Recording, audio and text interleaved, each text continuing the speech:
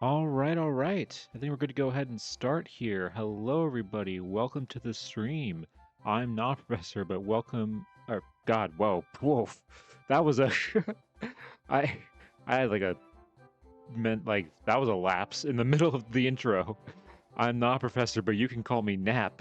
Well, it's like that classic like clip of like Markiplier where he says like instead of doing his like normal intro, he says like hello everybody, I'm welcome. Like it was just like that's how I felt just now. Ooh, all right. Well, hopefully that doesn't set the tone for this stream. I don't think it will. We'll be fine. But hello everybody, welcome on in. Hello Aeon. I saw you were in the chat there and running some errands. Hey, good luck with your errands. Hope everything goes well. And yeah, hope you're able to come back and see what we're doing today. But yeah, hope everybody's having a good weekend so far. It's only been like 24 hours since I was last here.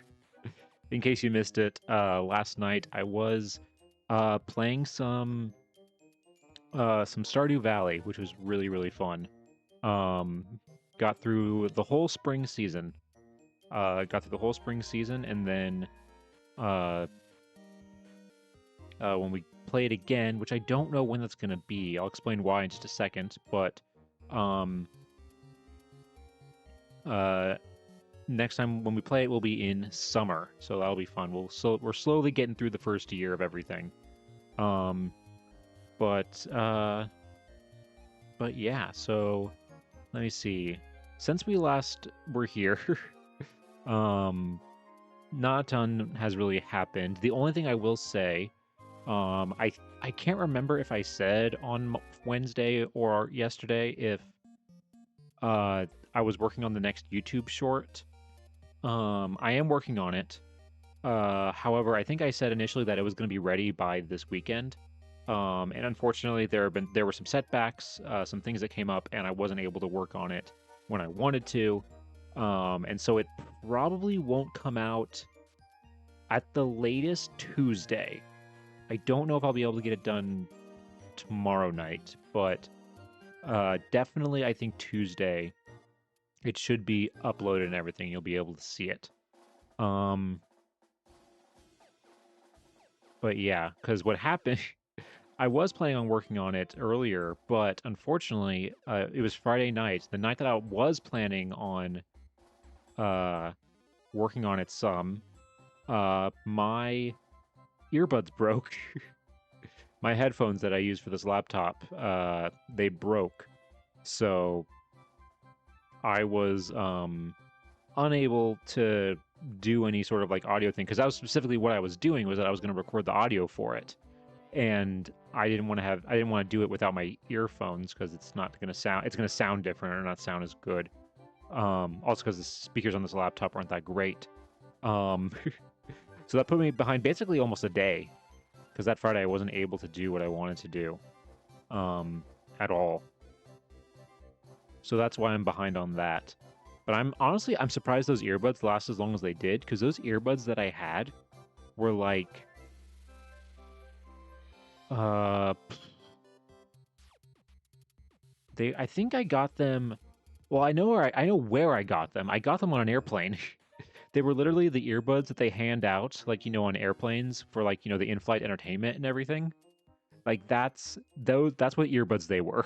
Just cheap, terrible, like, really, really bad earbuds. But they worked, and they were comfortable, so I kept using them. And it turns out, they lasted longer than I thought, because I think I got them. I think these were the ones that I got when I went to the UK. I think that's where I got those earbuds. I don't think they're the ones that I got when I went home for Christmas. So that's yeah, I don't think they were those ones. They were the other ones, but they were really rough. Only one, but before they fully broke, only one of the earbuds like worked properly, had sound coming out of it. Like the other one didn't work at all. So I only had like, even though when I have earbuds like right now, like I only have one earbud in, because I'd like to be able to hear myself like more clearly. So that way I know I'm not like, because I feel like if I have both earbuds in, I'm gonna be like too loud. It makes me feel better and able to gauge how I feel. But yeah, no, I just went to the store the other day, or on Saturday, and just bought some cheap earbuds, and here we are. We'll see how long these last. Because I like earbuds more than like every type of like headphones I've had. They're like the over the head like headset kind of like headphones. They're never comfortable. Like they've always felt like really uncomfortable to me, and so that's why I always kind of stick with earbuds. And I'm also not the type of person that like will spend a ton of money on something like that, because I don't really care. I'm not like a crazy like sound quality has to be perfect or anything like that. As long as I can hear it and it's like pretty clear, like I'm fine. Like, so I just buy some like cheap, like less than like $15 like earbuds on from like a drugstore. And that's been majority of my earbuds for the past like 10 years. Because some of them last a really long time. It's a luck sometimes. Sometimes they'll last longer than like a year, like over a year, and then other times they'll like last maybe like 3 months. But I think when compared to like where paying like what are they, like 80, $90, $100 for like a headset that you'll use for maybe like 3 years. This is, I think, money wise a little bit better. But yeah, so either way, long story short, I'm working on the new YouTube short, and it will be out hopefully by Tuesday. Another thing I want to mention real quick before we get started here is that next Sunday, so next week, that's the 8th. Yeah, the 8th. There will be no stream. There's not going to be no Sunday stream this week. I'm going to be away and busy this weekend, so I will not be able to stream on Sunday. I will be streaming on Wednesday. We will still have our Wednesday stream this week. That's unchanged, but Sunday I will be busy, and so I won't be able to stream. So yeah, so that's the plan as of right now. So I say let's go ahead and let's talk about a little bit about what we're going to do today. So let me go ahead. First, let me shrink myself down here. Oh, whoa. Not too much. Disappeared there for a second. All right. So, if you are new here or have not seen the last few streams, this is the current project that we're working on. This is a birthday party photograph from 1888 with 24 kids in it. And on the back of this photo, there is a list of every single person in this photo, all 24 of them with matching marks. So far we have researched numbers 1 through 8. 1 through 8 is what we've researched so far. We're a third of the way through. We're a third of the way into researching everybody in this project. So here, let me. So yeah, so we've researched number 1 there, 2, 3, 4, 5, 6, 7, and 8. 8 was the most recent one. That was Ruth Hodley, who unfortunately only lived to be, I believe 17? Let me check my notes real quick. 18. Sorry, yeah, she was 18 years old. Yeah, so today we're going to be moving through the line and we're going to be researching number 9, who you see above number 8 there, who according to the back of this card is Helen Lewis. So Helen Lewis is who we're going to be researching today. Now, a few things that immediately stick out compared in this photo and the naming or the writing on the back. First of all, she is clearly the oldest person in this photo. She is a lot taller than everybody else. She looks more kind of like a teenager. So that's going to be kind of different, something a little bit different compared to what we've had so far. She is by far the oldest person in this photo. And the reason why she's there, though, is because I do know from our previous research that she is the sister of 2 of the kids in this photo. Specifically, number 2 there, Harry Lewis, that you see on this list. And then if we go to the bottom here, number 24, Mabel Lewis. So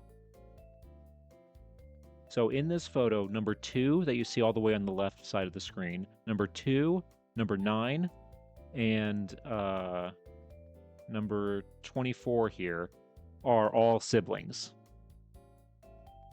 Now, we've already researched Harry, so there is some stuff about the Lewis family that we already know. We already know who their parents are. We already know where, that they were living in Tacanic at the time. Let's see, I think that's kind of it. I don't remember when we were researching Harry what other stuff came up specifically about Helen. Because I tried to kind of not look because I wanted to save it for this stream and everything for when we're researching everything else. But this is the plan for today. We're going to start with number 9. We're going to do number 9 today, and we're going to see where it takes us.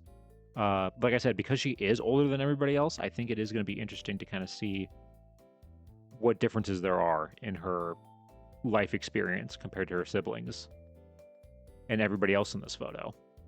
All right.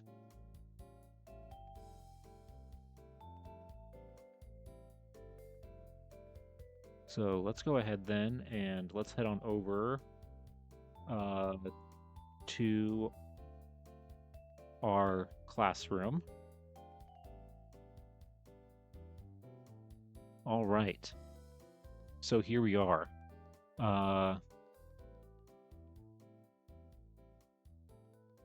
So this is the spreadsheet that I've made of everybody else that we've researched so far. Helen's right here, so we're going to start filling out her information today. If you've missed the past few streams, just to give you some recaps of some of the crazy stuff we found. Let's see. We have Harry Fosselman, whose father was a pastor and unfortunately passed away when he was 17. We have Harry Lewis, number 2 here, the brother of the person we're going to be researching today. He went on to be an attorney, insurance agent, a car dealer, and an auditor. Very successful, very kind of like upper class, wealthy kind of life. Ruth Terry. Ruth Terry was Unfortunately, a similar situation where she also died young at the age of 25. And then Marion Metcalf. Marion is the older sister of the birthday girl in the photo, who's Marion or Eleanor Metcalf. Um, and then and we also discovered that she married an Olympic sprinter who won gold and silver and bronze medals at the 1900 Paris Olympic Games, which is crazy. And then Amy Brown, who took me 3 hours to find her. It took me 3 hours to find her in the historic record where I could 100% confirm that she was the right Amy we were looking for. We found out that she went to Yale for their art school, and also never married or had any kids. Flora Fosselman is Harry Fosselman's sister. Let's see. She was before getting married, she worked as a music teacher, specifically teaching pianos and organs. Yeah, and then Eliza Furman. This one was a roller coaster of research because we discovered that Eliza was not an official, like a by blood member of the Furman family. Her birth family was a man by the name of Robert Barclay, who, when his wife Adelaide, Eliza's mother, passed away when Eliza was about 2 years old, gave up all of his kids to adoption and gave them to other families. Specifically, and Eliza specifically went to the Furman family. But then we also discovered that Robert was still living in the same area throughout most of this time and possibly had no relationship with him or any of his kids. We also discovered that Eliza, in a newspaper article, was almost hit by a train when she was 2 years old. And also that all of Eliza's known siblings, because she also did have siblings that went to other families. I only have 2 confirmed siblings that I was able to find, where the 2 of them were either died young or were disfigured, either died or were terribly disfigured in horrible accidents. It was like a Final Destination kind of situation, just absolutely insane. And then our last stream on Wednesday, we researched Ruth Hodley, who, let's see, with hers, yeah, oh yeah, that's right. Okay, we discovered that her father died before she was born, because he went out to Colorado to try and make money in the silver mines out there, and he died from a disease. I forget what disease. While he was out there, so she never knew her father, and then she was also a first place, very popular or very successful public speaker, winning competitions at her high school and everything. But unfortunately, she did die at the age of 18 from blood poisoning after a tooth was removed from her. So that brings us today to Helen Lewis. So we're going to be starting with good old ancestry here. Actually, oh wait, before we start, I just remembered, I'm going to put a thing in the chat.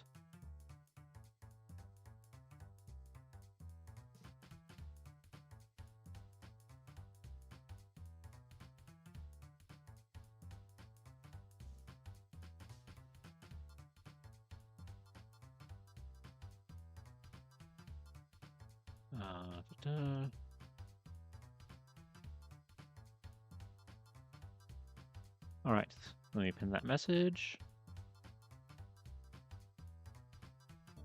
All right, so that way now, anybody who comes in here, they know they can ask questions.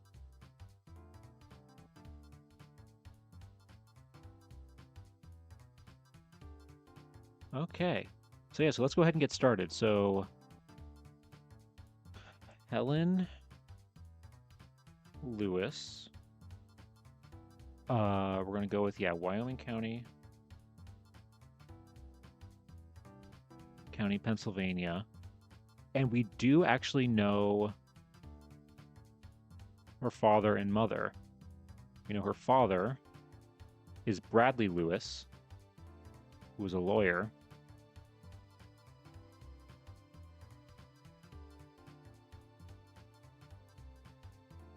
And her mother was Mary.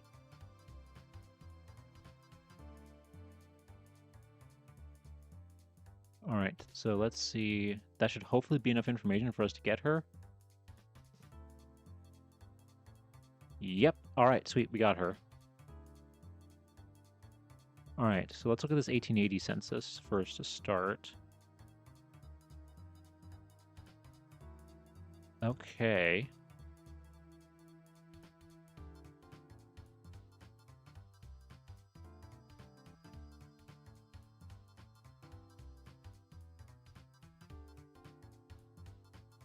All right, so we got some stuff here. We got 1900, 1920, 1940. It looks like because she still has her last name, it looks like she never married.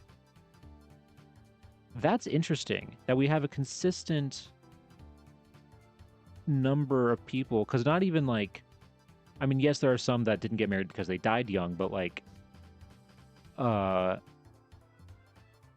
Amy here never married, you know, and she lived to be 83. And we also know her sister, Edna, who's on this list, all the way down here, she also never married. So this is interesting. Okay, so let's look at this real quick. Now, I'm pretty sure we've seen this census record before because of our research. So this is saying that she's 3 years old, and so she was born in 1877, which means that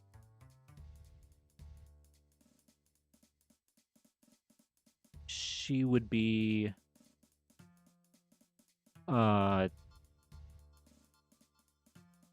15? No. No, so she'd be 11.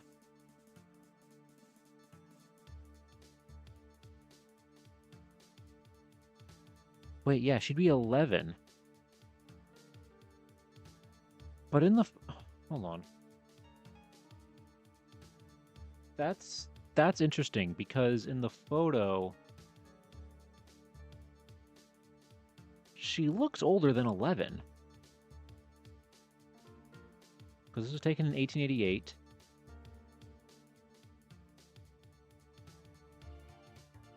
She looks older than 11.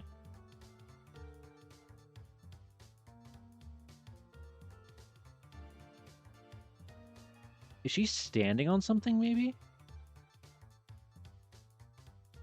Hold on, I'm like zooming in real quick to like get a...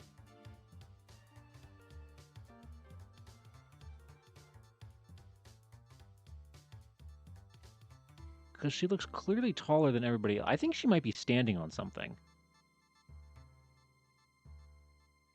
Because unless... Okay, well, let's actually... Hold on. Before we make any more conclusions, let's actually look at some other census records, because this could just be a mistake. Maybe it's not actually 3. Maybe it's actually like 5. Because then that would mean that she would be 15, which makes, I think, a lot more sense in this case, that she would look more that age. But, okay, so... I don't see... Okay, we do have a 1900 census record. But yeah. And yeah, this is all same stuff that we've seen before when we looked up Harry, that Bradley was, you know, her father was a lawyer. They were living at the time with Mary's mother. So again, so that's why she's listed as head of household. Okay. Let's look at this 1900 census record. Let's see. Is she still living with her parents? Yep, she is.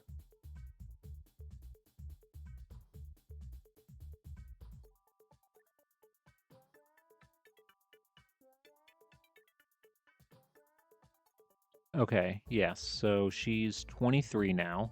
Yeah, so this is saying October 1876. is when she was born. So yeah, she would be like 12. She looks older than that, I feel like, in the photo, but I could be, I mean, I maybe she's just standing on something. I think she's possibly standing on something because I feel like she looks older than everybody else.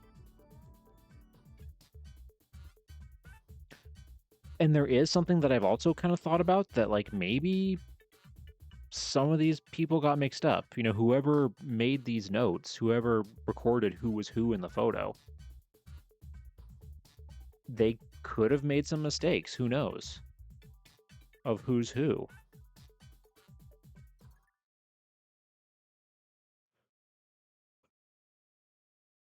That's entirely possible.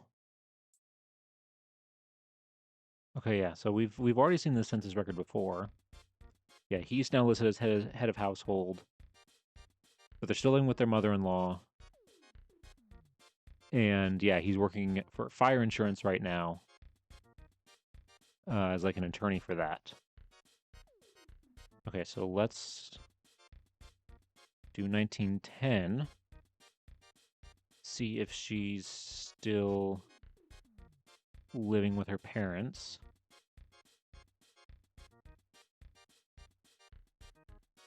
Yep, she still is. Helen A.M. Still living there, 33 years old. Wait, was there a job? No, nothing listed in terms of working for Helen. 1910.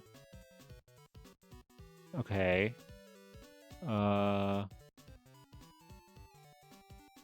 Susquehanna Street? Again, no house number. So I don't know where on Susquehanna Street they live, unfortunately. But they still got a servant living with them, Susan, or Susie Carlin. Is that the same one that's in the 1900? Nope, different one.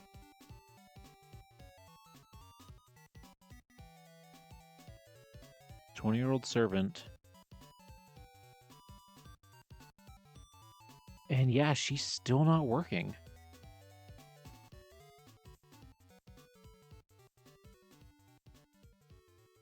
Yeah, and he's a lawyer.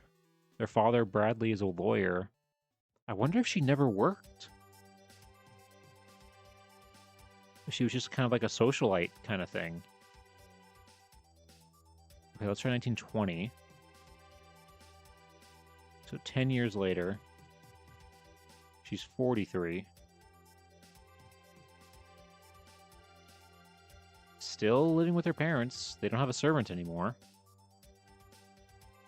They're living at 55 West Tioga Street. Okay. We'll have to look that up in a little bit. Okay. Is she working? No, she's not. I think she was just like a socialite, like housekeeping, like socialite.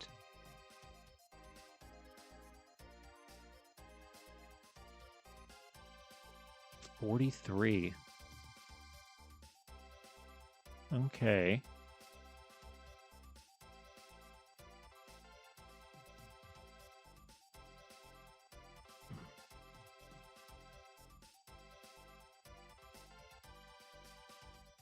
Let's see. Let's try maybe 1930 then.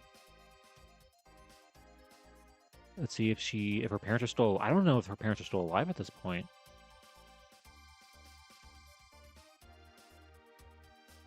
Okay. Okay, her mother is still alive. She's living with her mother. And yeah, she's 78, she's 52. They do have a servant again. And they're living in the same house, 55 West Tioga Street. Yeah. Never had a job. Probably just did, like, you know, it might just be one of those situations where it's like, oh, they just only did like she was involved in like community events or club stuff, which makes you kind of nervous to do newspapers because that means there's going to be a lot.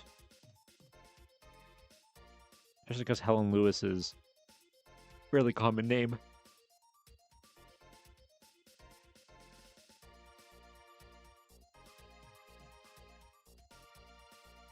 Okay. And then this is the last one we have, which is 1940.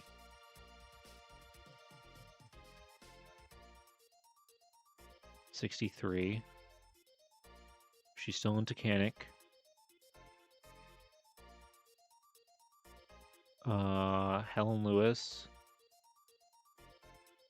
Nellie Welch. And Ida Adams, a maid. Okay, so they still have a maid living with them. Oh, West Ohio. Okay, yeah, she's living in her parents' house. Whoa, wait. Hold on. This is okay, so this is the home value right here. This is what they believe the value, yeah. Value of home if owned or monthly rental if rented.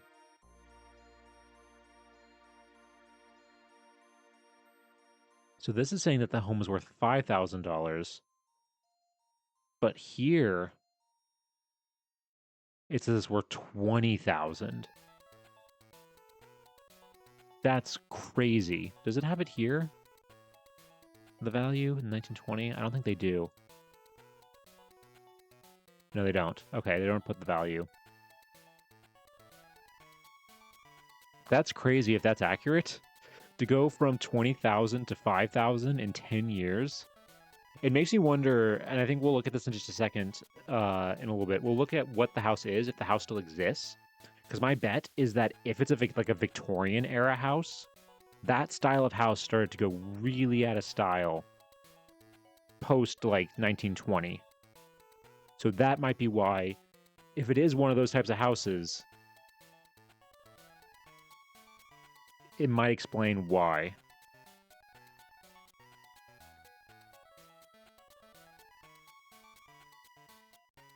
But yeah, she has a lodger living with her, Nellie Welch, who's 71, widowed.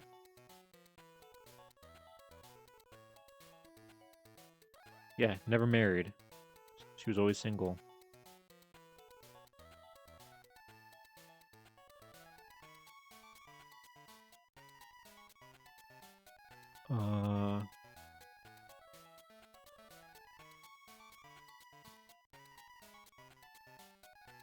Yeah, never. As far as we can tell, she never worked. I mean, we'll get probably a better idea with like newspapers, but it sounds like she was kind of more of just like a socialite.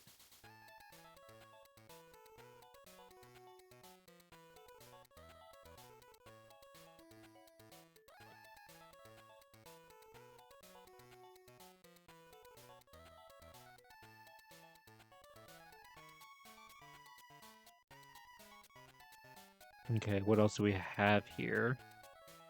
We do have a death certificate. We'll save that for last. But then we don't really have much else for her.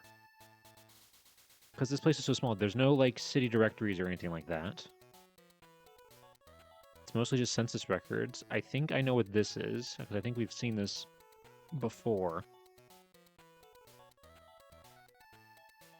Yeah, born... This is for, like, yeah, Daughters of the American Revolution. So this is for, like, a genealogy book so that they can, like, track... They can track, like, who they are descendants of, so that way they are eligible to be members of the Daughters of the American Revolution, which, if you don't know, is a organization for women who are descendants of Revolutionary War veterans.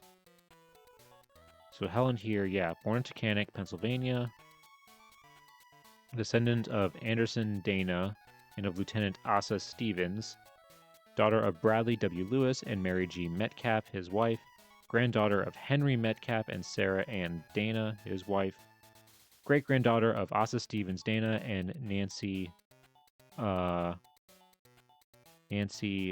Pruner, his wife.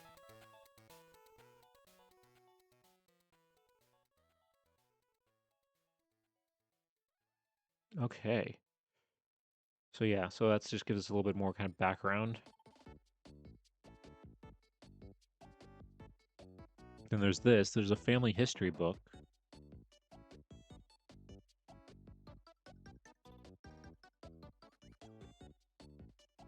Which, yep, we've seen this before. We saw this with Harry. Okay, yeah, but this specific officially says October 18th, 1876 is when she was born. So yeah, so she's she's supposed to be almost 12 in this photo, but this is making me think that like possibly some of these are wrong, but who knows? When I think what'll happen is that we'll get a better idea as we research everybody, because on this list, if there's a person that like, oh wait, that number doesn't make sense.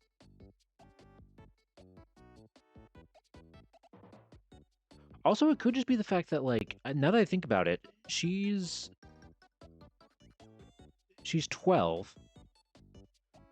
She's 4 years older than a lot of the other people in here.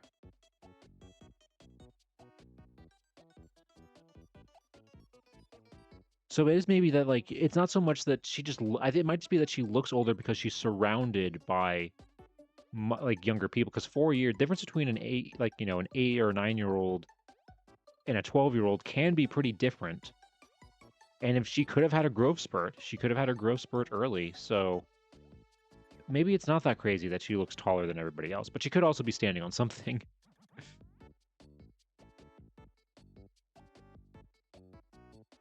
Because unfortunately, we don't know how tall she is, especially at this time.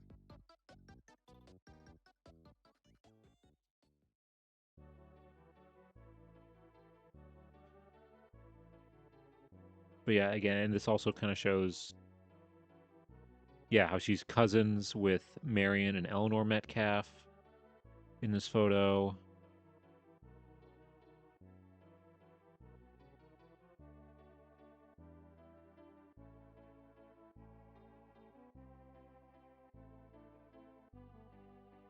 Okay.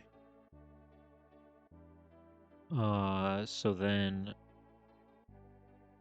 the only thing that's left here are like things related to her death. Got her death certificate and a find a grave. Let me just see if there's anything else here. Family history books. Obituary.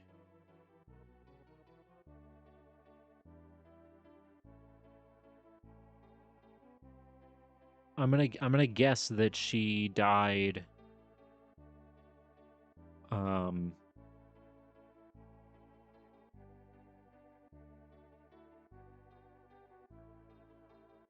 Yeah, at some point.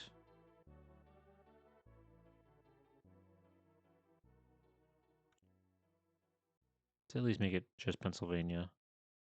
I'm gonna guess that she probably died at some point between 1940 and 1950, because 1940 is the last census record we have for her.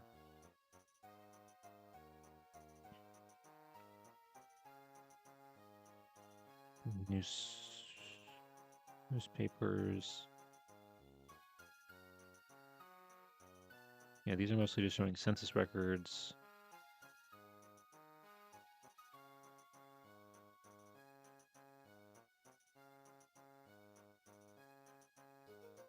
Okay. So I don't think this is her.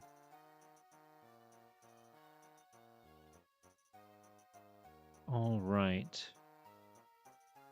So let's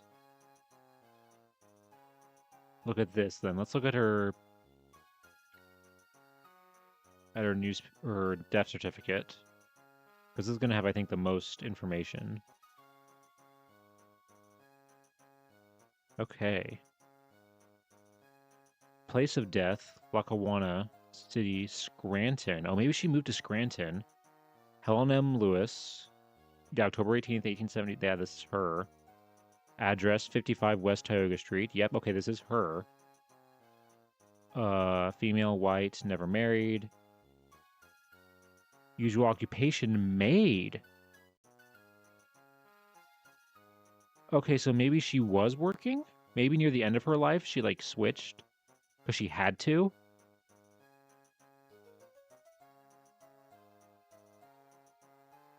Cause of death. Subdural hematoma. Fracture.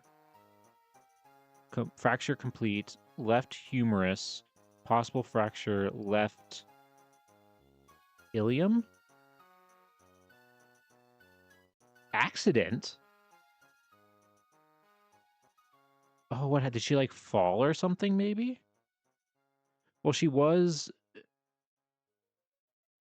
at her home. Accident. Place of injury. Street. Oh, automobile accident. Automobile accident. Whoa. Burial. Cemetery, Sunnyside. Okay, so she's buried with everybody else. Oh my god, she got in a car crash. Oh, that's terrible. Oh, okay, wait, so she died... What was the date? She was 74 years old. October 25th, 1950. If it was October 25th, she should be in the 1950 census. Wow, okay.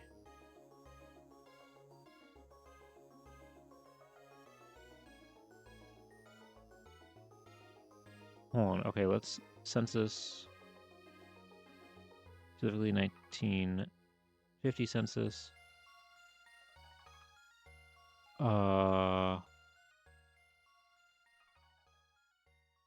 Let's do county and adjacent counties.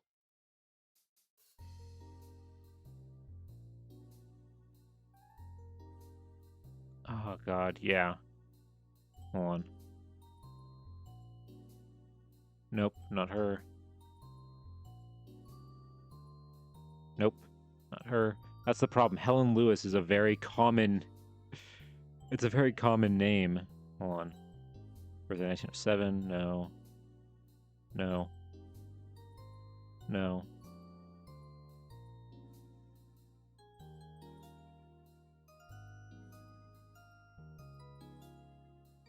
Oh wait, we do have a birth year now, actually. Hold on.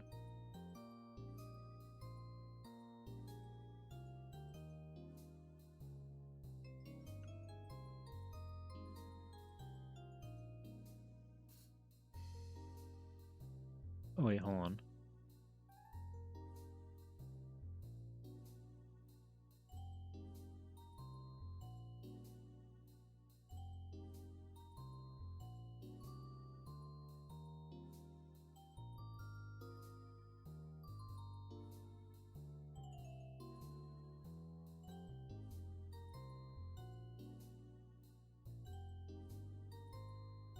Hold on. Do I have to get rid of the filters maybe to get that? Here we go. Birth. 1876.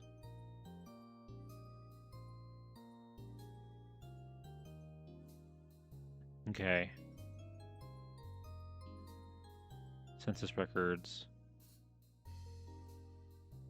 Nothing for the... That's weird that she's not in the 1950 census.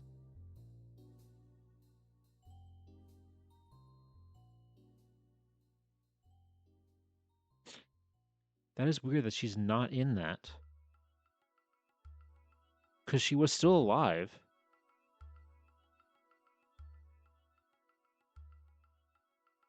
Dang. Okay. Well, let's look at her... Find a grave.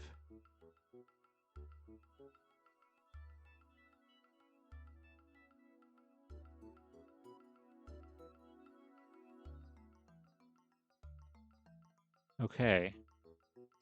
October 18th, 1876. October 25th, 1950. So just after her birthday.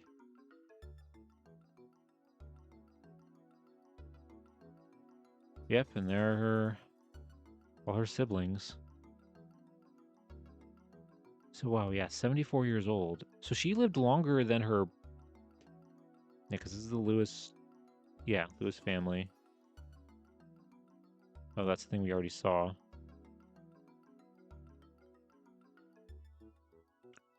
Woman dies after being hit by auto on her 64th birthday?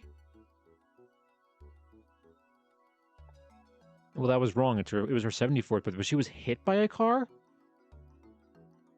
Miss Helen Lewis, 64, of 50 West Tioga Street, Tacanic, died this morning at 8 at Scranton State Hospital from injuries sustained when she was struck by a car on October 8th.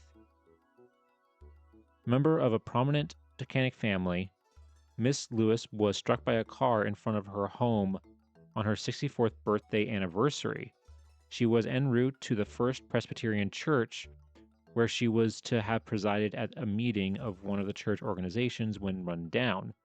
Taken to Tyler Memorial Hospital, Miss Hofen, following the accident, Miss Lewis was removed to the Scranton State Hospital last Saturday, her death occurring at that institution this morning. Born in Tacanic, a daughter of the late Bradley W. and Mary G. Lewis, she resided there all her life. Active in civic affairs, Miss Lewis was a member of the First Presbyterian Church, Tacanic. She was a past president of the Women's Society of that church and had also served as president of the Monday Club, a Tacanic literacy organization. She was a member of the Daughters of the American Revolution. Surviving are her sister, Miss A.M. Shoemaker, Tacanic Road, 3 nieces, 2 nephews, and 9 great nieces and nephews. Wow. Okay.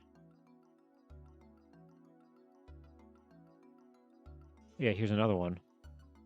Tacanic woman dies from injuries.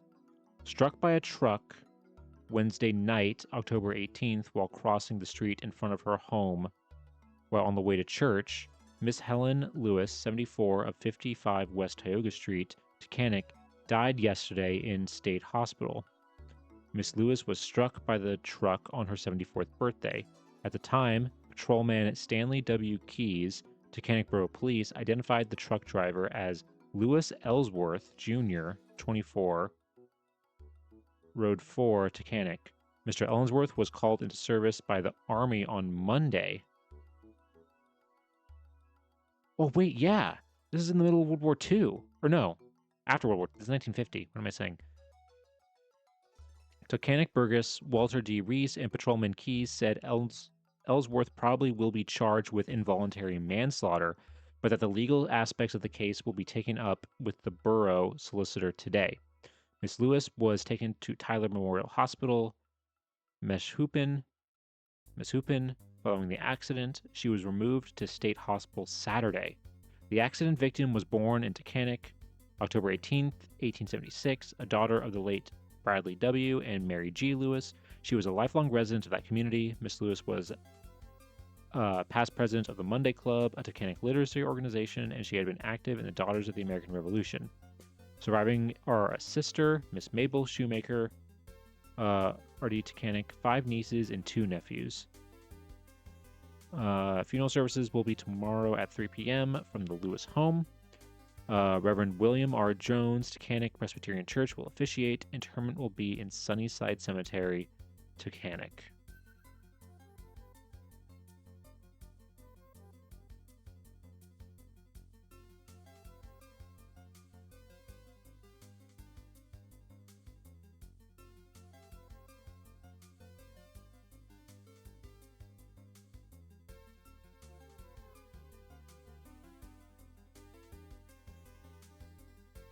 Okay.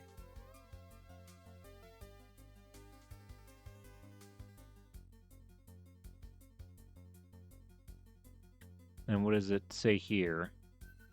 Miss Helen Mary Lewis was the daughter of Bradley Walkman Lewis and his wife, Mary Genevieve Metcalf Lewis. Helen was struck by a car as she crossed Tioga Street heading from her house to the Presbyterian Church where she was about to chair a meeting. This accident happened on her 74th birthday. She lingered between Tyler Memorial Hospital and as open PA and was transferred to a Scranton City Hospital where she passed away on 25th of October, 1950. Helen Mary Lewis was never married. She was very proud of her heritage as exhibited by her daughters at the American Revolution standing. At the time of her passing, she had just one surviving sister, or she had just one sister surviving her. That was Miss Mabel Dana Lewis Shoemaker. She also had some nieces and nephews. Okay.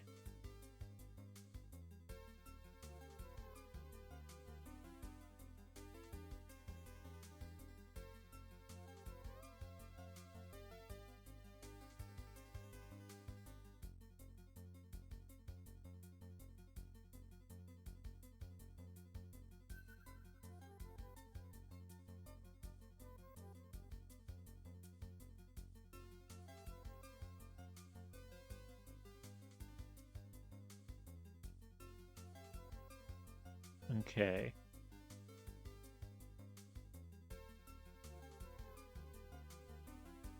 So I think that's honestly everything we're probably gonna get here. I want to see if we can find the house. So let me pull up Google Maps.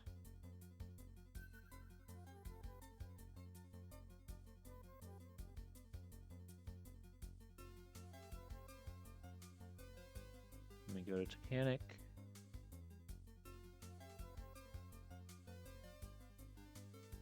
It's so funny how like nowadays I don't even have to like type in Titanic anymore. I know exactly where to zoom into it on the map. Okay, so 55 Tioga Street. So let's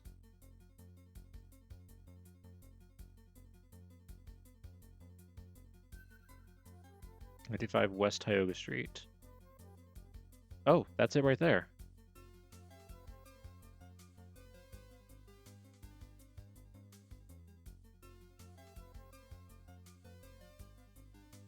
Wow, okay, so that's the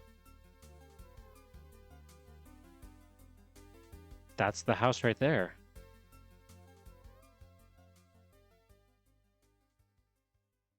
Titanic Manor. Wow. Cool. I mean, beautiful Victorian style house. I can understand. Yeah, I can understand that by the the 30s and 40s, this style of house was very much out of style. So I kind of get why, the value of her home went down in those 10 years times, because these houses were definitely out of style. But I'm glad that it's still there.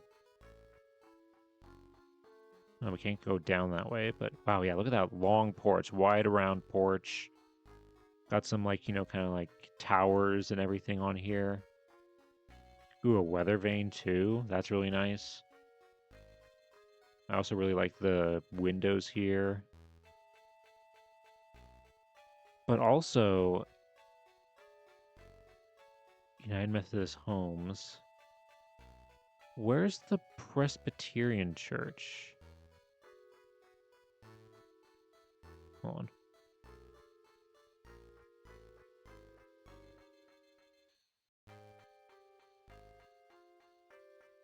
Okay, that's not right.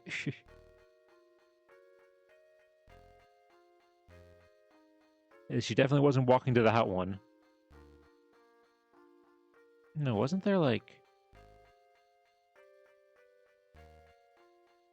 There's a church here, isn't there? Isn't this a church? What church is that? Yeah, Presbyterian. Okay, yeah, this is the Presbyterian church. So she was walking. Her house is literally right there. So that's the church. She was possibly crossing the street right here when she got hit. Because they said in front of her home, didn't they?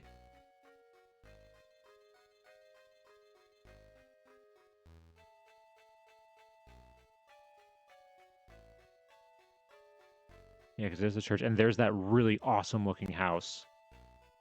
God, I love this house so much. Look at that thing. That beautiful, beautiful Queen Anne Victorian architecture. Wow. Oh, What a beauty. hey, Pirate. Good to see ya.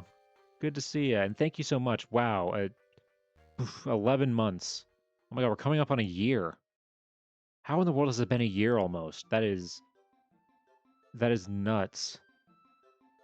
But yeah, welcome on in. Hope you're having a good evening.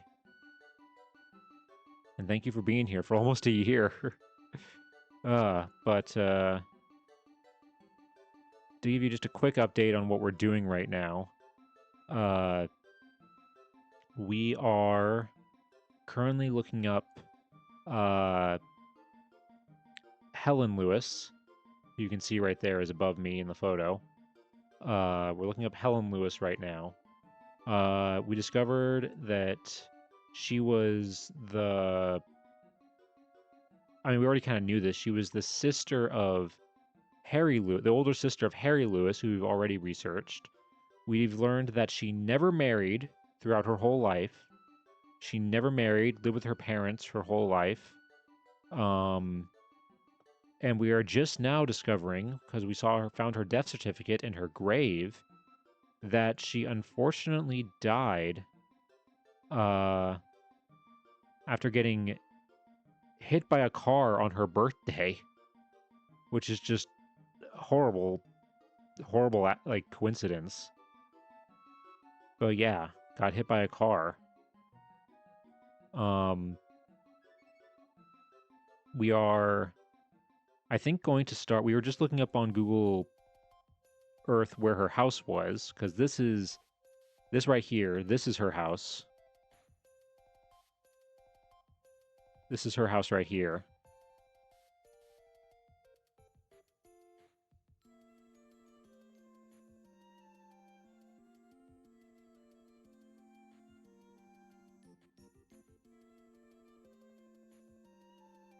She was living in that house, and then she died walking to the Presbyterian Church, which is right here, just down the street.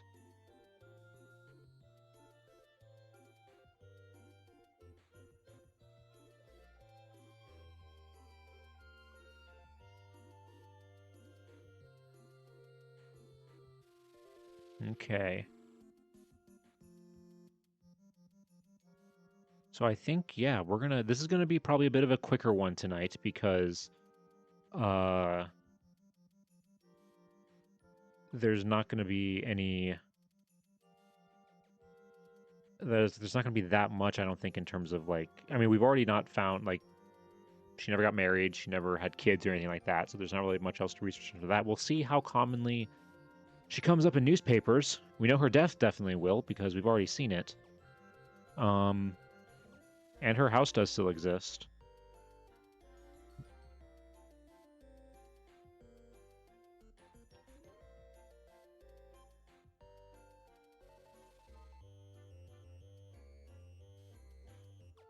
All right, so let's go ahead and let's move on to newspapers. Helen Lewis. We'll do 1876 to 1890 first. And Wyoming County. And we'll stick, I think, for all of our newspaper research for this one, we'll stick to just looking in Wyoming County, Pennsylvania, because because that is such a common of a name, that kind of like making sure that everything we're looking at is the right Helen Lewis is going to be really hard. So I think staying specifically to this county should help us. Okay, so let's go ahead and let's sort them. Oldest first. Okay, so right off the bat,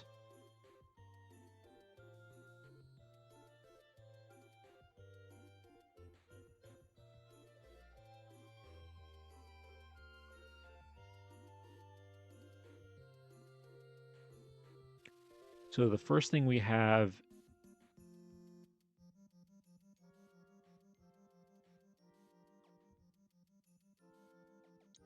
thing we have is from 1885. So she would have been 9, around 9 years old. So let's see what it's about. Oh, this is like one of those winners for the premiums awards. Yeah, for the fair. Oh, sorry.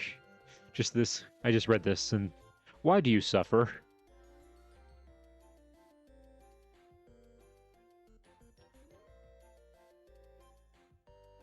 Just that's a crazy question to be confronted with in a newspaper.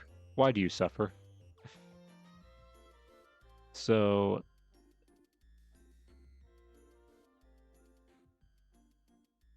okay, races. Summary of the races.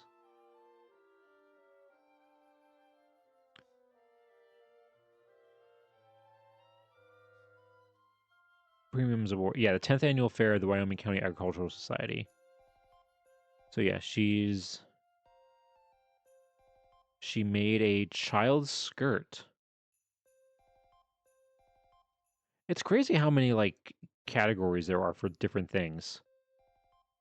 It feels like there are like things for just like everything. Like there's no way there were multiple entries in like all of these categories because this is so many.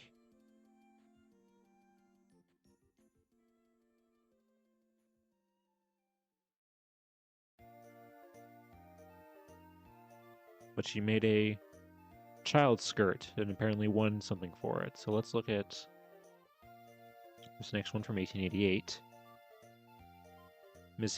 Mary Ansart and Helen Lewis visited Mrs. E.D. Van Slyke in Tawanda several days of last week.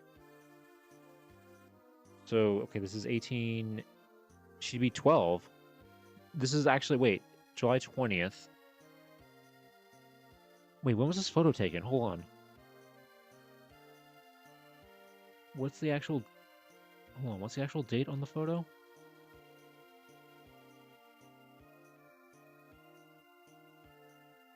July 13th. So this newspaper article is a week after this photo was taken.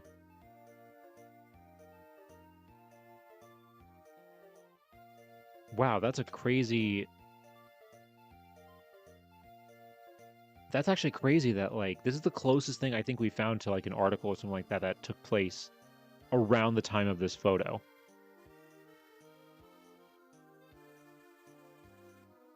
So probably not long after this party, she went with one of her friends and went to go visit their other friend.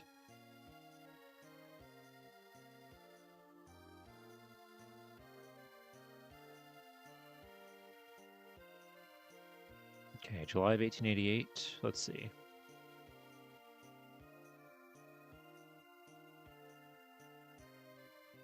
Mrs. Rita and Essie Myers of Tawanda have been spending the week with Miss Helen Lewis at her home on the hill. I think this is... Hold on, wait. Because this is 1888.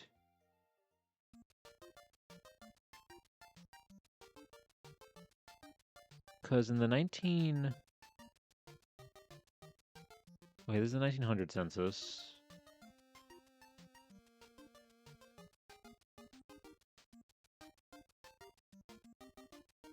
Okay, Tioga Street. So they did live on Tioga Street this whole time.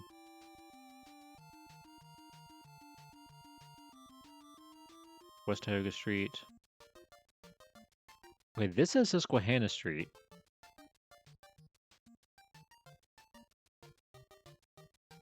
So this could be a different... So because this says Susquehanna Street is apparently where they were living at the time, maybe they moved. Like they lived like on a different house on West Tioga Street during this era, then moved to Susquehanna Street, and then moved to a different house here, the 55.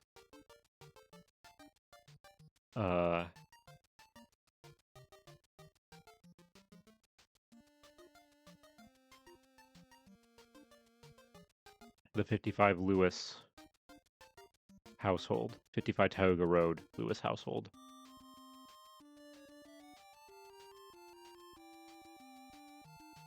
Because I don't know whether, yeah, I don't know what on the hill is referring to.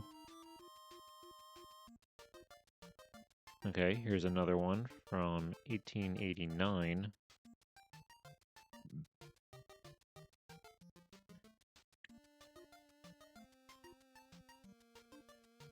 What is this? WCTU convention. The county convention called by the Women's Christian Temperance Union for the purpose of organizing the county was held September 25th in the EE Church of Tacanic.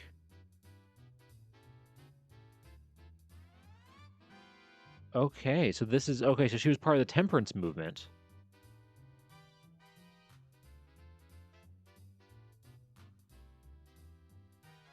Wow. Oh wait. Hold on. After singing to the choir, visiting members were greeted in an address of welcome by Mrs. J.H. Brown.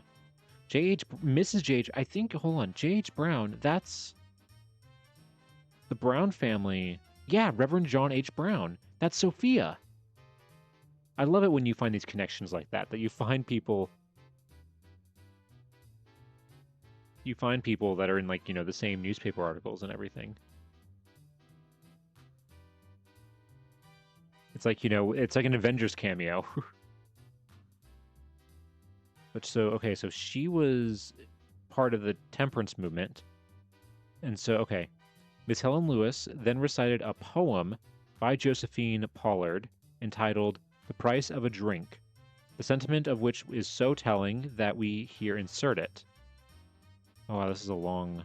Okay. Let's read this poem and see if it makes us not want to drink. I mean, I don't really drink much anyway, so... 5 cents a glass, does anyone think that this is really the price of a drink? 5 cents a glass, I heard you say. Why, that isn't very much to pay. Ah, no, indeed, 'tis a very small sum you are passing over twixt finger and thumb, and if that were all that you gave away, it wouldn't be very much to pay. The price of a drink, let him decide, who has lost his courage and lost his pride, and lies a groveling heap of clay, not far removed from a beast today. The price of a drink, let that one tell, who sleeps tonight in a murderer's cell, and feels within him the fires of hell, honor and virtue, love and truth, all the glory and pride of youth. Hopes of manhood, the wreath of flame, high endeavor and noble aim, these are the treasures thrown away as the price of a drink from day to day. 5 cents a glass, how Satan laughed, as over the bar the young man quaffed. The beaded wine, for the demon knew the terrible work that drink would do. And before morning the victim lay, with his lifeblood swiftly ebbing away, and that was the price he paid, alas, for the pleasure of taking a social glass. The price of a drink, if you want to know what some are willing to pay for it, go. Though that wretched tenement over there, with dingy windows and broken stair, where foul disease like a vampire crawls, with outstretched wings o'er the moldy walls. Hey, Wayward Bard, thank you so much for working. Thank you so much for lurking. Hope you're having a good day at work. The poverty dwells with her hungry brood, wide-eyed demons for lack of food. Their shame in a corner crouches low. Their violence deals its cruel blow. The innocent ones are thus accursed to pay the price of another's thirst. 5 cents a glass, oh, if that were all, the sacrifice would indeed be small. But the money's worth is the least amount we pay, and whoever will keep account will learn the terrible waste and blight that follows a ruinous appetite. 5 cents a glass, does anyone think that this is really the price of a drink? All right, everybody want to support temperance yet? After all that? Making anybody want to give up alcohol? And this is like 30 years before Prohibition. So Prohibition was in the 20s.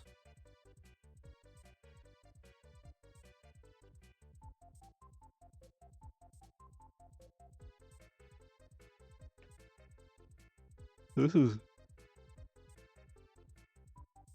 this is early on in the temperance movement. But she was apparently, I mean, she took part at a young age. If she's 13? Yeah, she's 13 and taking part in these meetings. All right, so this next one from 1890. Okay, what is this? The first of a series of Demorest medal contests was given at the Opera House on Monday evening, June 30th, by the Loyal Temperance Legion. It was a very pleasing entertainment. There were 9 young lady contestants, all of whom acquitted themselves in a manner deserving of much approbation. The judges were James E. Freer, Esquire, and Professors Paul J. Sherwood and Charles W. Dawson. The decision of the judges was announced in a very happy manner by Mr. Sherwood and was to effect that Miss Helen Lewis had won the prize. This is another kid we're finding that's like winning something. Last week we had, Ruth winning all those contests. So, Demorest medal contests. Very pleasing. We don't know what they did though. I want to know what type of what are we talking about? Did she recite? Did she sing? Did she perform music or something like that? Because hold on. Let me look at Demorest.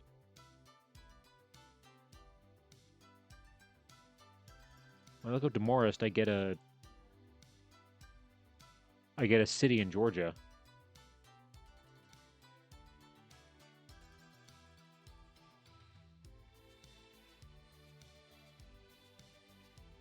And it's a family. It looks like it's a family name having to do with a marsh, like the word marsh in French. But I don't see anything about. I don't see anything else about what a Demorest medal contest is. Yeah, so I don't know what they did, but she seems to. This is about a year later, so it seems like she's very much involved in temperance.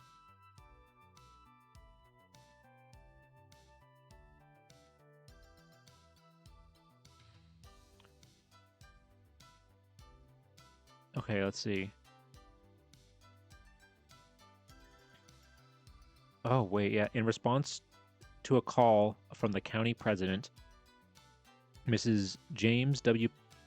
Piatt, the Women's Christian Temperance Union convened at the Presbyterian Church at Taconic, Pennsylvania, Tuesday, September 23rd, 1890. The meeting was opened by singing, followed by scripture lesson and prayer by Mrs. Reverend H.M. Credence-wise. The official members not having all arrived, a service of song was engaged in, after which reports were read by the county corresponding secretary, Mrs. B.B. Stone of Taconic, and the county recording secretary, Mrs. E.L. Burgess. The story of the crusade was then read by Miss Lydia Osterhout, something like that, followed by a select recitation by Miss Helen Lewis. Is that it? She just gave a talk? Okay. Yeah, so she's still involved in the temperance movement. Again, at a young age. She's only 14. Okay, let's see what else we have here, because this is making me nervous that there's going to be like a million articles for her that are going to be like, oh, she visited so-and-so, or she attended this meeting. Yep. I was not wrong. Jesus, 52. All right, let's get looking.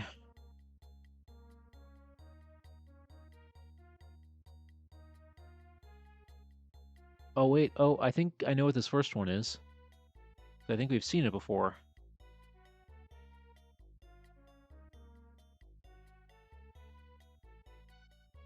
The following of the is the program of the entertainment for the benefit of the Presbyterian Church to be given at the Opera House this evening by the YPSC or SCE of that church. Yeah, this is one we've read before because, yeah, Grace is here. Who else? Yeah, Grace is here. Ruth is here. Amy is here. Helen, yeah, is here. Leslie is here. Yeah, so we've already seen this. But it is cool to see again because you can see all these different names of the same people, showing that they still, hung out and did stuff together.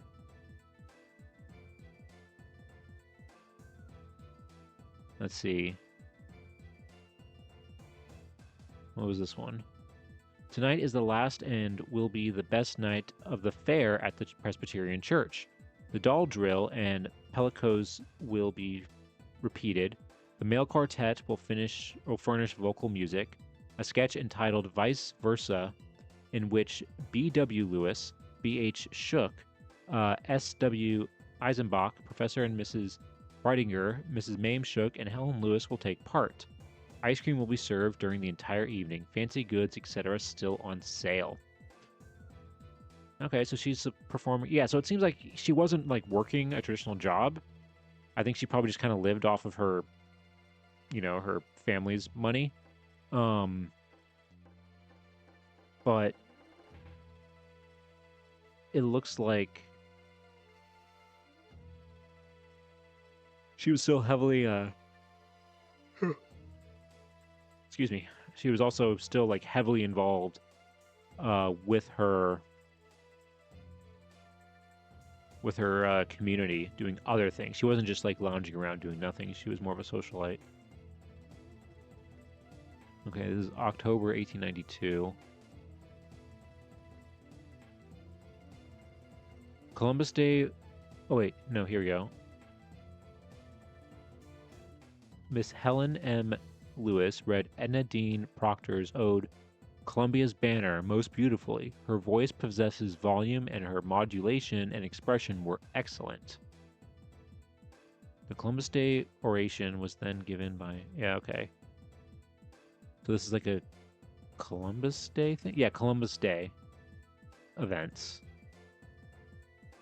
And she was taking part. Let's see, what is this? Looks like she's just visiting somebody. Visit her uncle. Yep. That's it for that one. What about...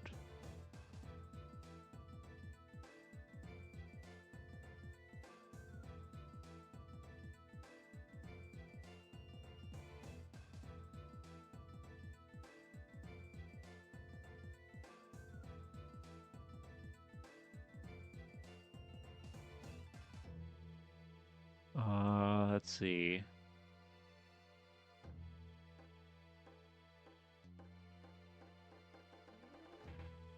Wait, what is this?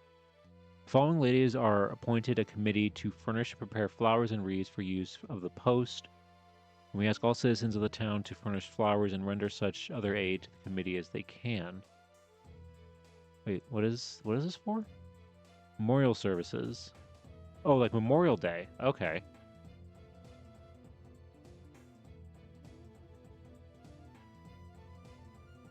And she's on this list here for all these people.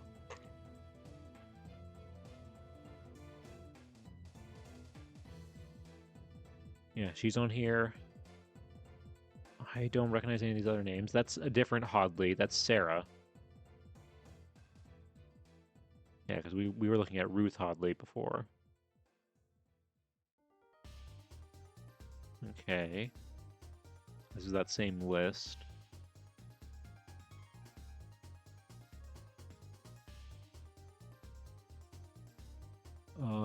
Let's look at this one.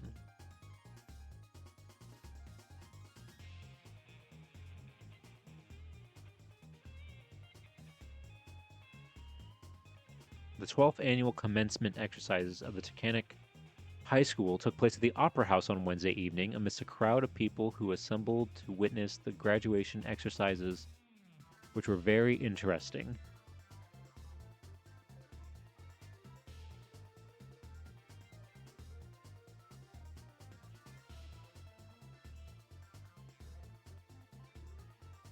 After a selection by Young's Orchestra and invocation by Reverend Mr. Hiller, and another selection by the orchestra, Miss Minnie Bannatyne delivered the salutatory and read a highly credible essay entitled Home Memories. She was followed by Harry Sickler in an oration of which the subject was characteristic traits. Mr. Sickler acquitted himself well and was followed by Miss Helen Lewis with an essay entitled Tacanic, in which she gave an account of the early history of town, a part of it before the coming of the white man, and drawn somewhat from the imagination, while that part of it dating from the first settlements here a century and a quarter ago gave, so far as is known, a true history of the first families here, with a short sketch of such of their descendants as are now here, the whole clothed in a style highly interesting. Okay. So yeah, so she was giving a presentation at commencement.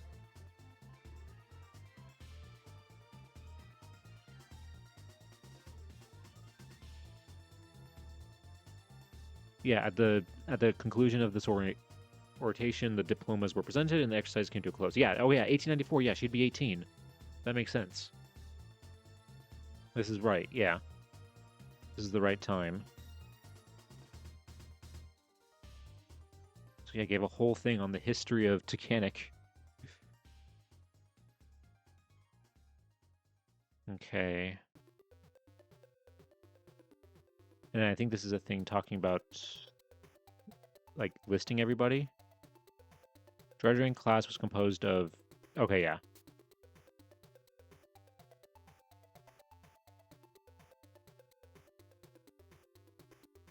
Well, wait, hold on. How many people are in the the graduating class was composed of Minnie E. Bannatyne, Helen M. Lewis, Louise Flumerfelt, Catherine A. Giltmartin, Ernest K. Little, Charles B. Little, Henry W. Sickler, Edwin M.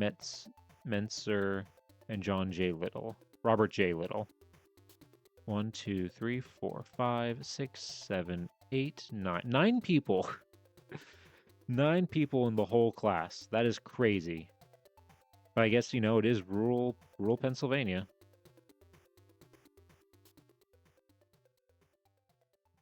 Let's see. What's this one? Miss Helen Lewis has entered school at Blairstown, New Jersey. Okay. Okay, so she did go to school. She went to college. Yeah, and this is just saying the same thing. She's at Blairstown, New Jersey. But we don't know what school. We just know Blairstown. Okay, I think these are all just basically saying that she's going to school at Blairstown. I just want to see, like, if there's... Yeah. Blair Hall. Okay, so that gives us Blair Hall, it sounds like.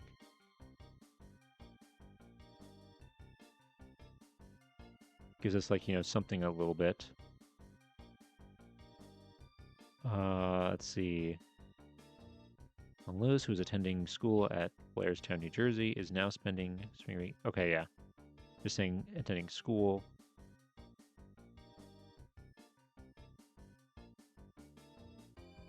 The class prophecy at the commencement exercise of the Academy at Blairstown, New Jersey will be delivered by Miss Helen Lewis of this place. Okay, she's presenting again. She's a great speaker.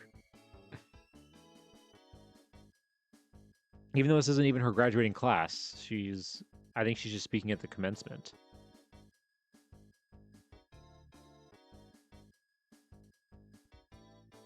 Yeah, this is just saying that she returned from Blairstown for summer vacation.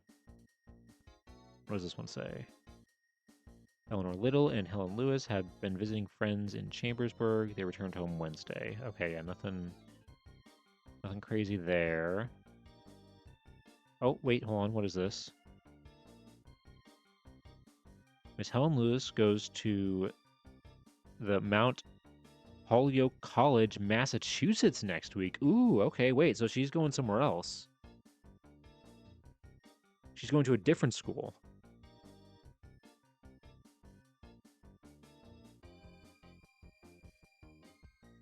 Wow.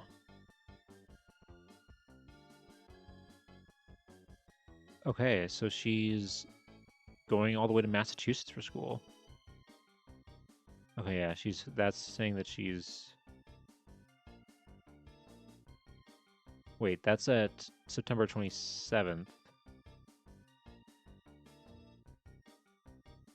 Oh, was she just... Oh, she wasn't going to attend classes. She was just... I think she was just going there for... Hold on, wait. January 1896. What does this say? Been spending a vacation at home of her parents. Lewis returned to her school in Utica, New York. Wait, where did she go to school? She's like going to like 3 different places. Hold on. Yeah, Utica school, yeah. Utica.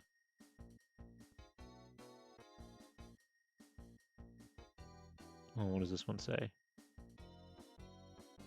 Miss Helen Lewis and Marion Metcalf will attend school in Elmira this fall. Oh, wait, yeah, that's right. She was the one who went with Marion. I thought Marion... Yeah, because I remember when we researched Marion, I remember one of the Lewises. I thought it was Mabel. I guess it was Helen. God, how many schools did she go to? This is like the 3rd school that she went to.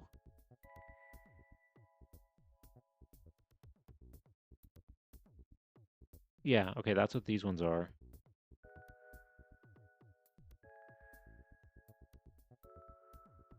Okay, yeah, and there's a lot. So over this year, there's a lot of them.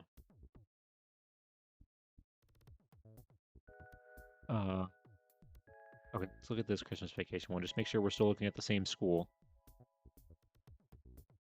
Yes, she's still going to the same school. But that is crazy that it's taken like... She went to like 4 different schools this week, entertaining her college friend. Slaughterhouse of Buford. Okay, yeah, no, that's that. She should be... Yeah.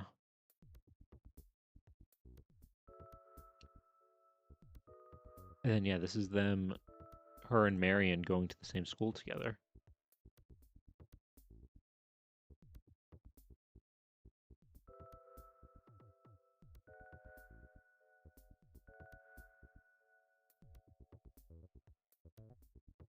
Uh...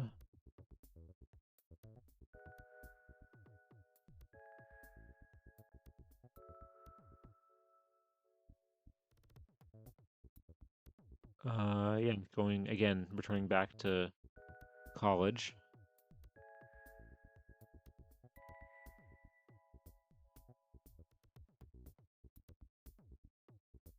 Okay, yeah, home from Elmira Female College. Has returned. What does this one say? Returned home here this week. Okay, doesn't anything about graduating. I'm trying to look for ones to say like specifically like graduated.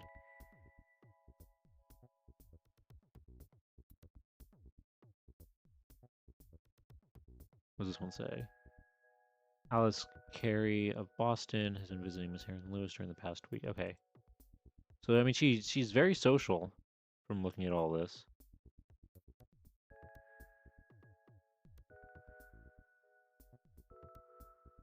Okay, yeah.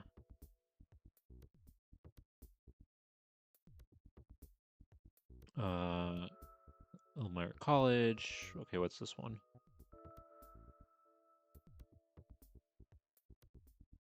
a party was given by Miss Helen Lewis on Tuesday evening. Okay, so again, it's not school-related party, it's just a party. But I think she should be graduating this year.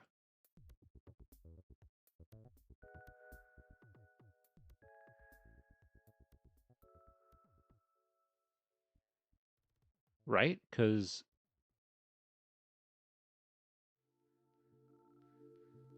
she returned in September of 1898. Till October. January. Okay, then June. Yeah, it's the same one. Oh wait, no, was it the same? Wait, was it the same one? Or am I think I looked at the wrong. It just happened to be in the same part of the newspaper. I was reading the wrong thing. Miss Helen Lewis entertained a number of her friends at the residence of Mrs. T.B. Grenville on Wednesday evening. Okay, well, nothing notable there. Henry Lewis, or Helen Lewis, daughter of B.W. Lewis, will accompany a party which sails from New York to Europe today. She left town for that purpose yesterday, accompanied by her father as far as New York. The party visiting will take a tour of the continent, visiting Paris, Berlin, Rome, and other important places. Dang. Okay, yeah, she was. Her family made money if she's able to do this trip, and this is the same trip that Marion went on too.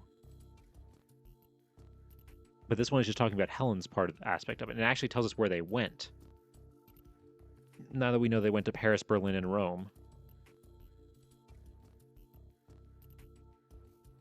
That was in June 16th, 1899. This is just, yeah, that's just the same article.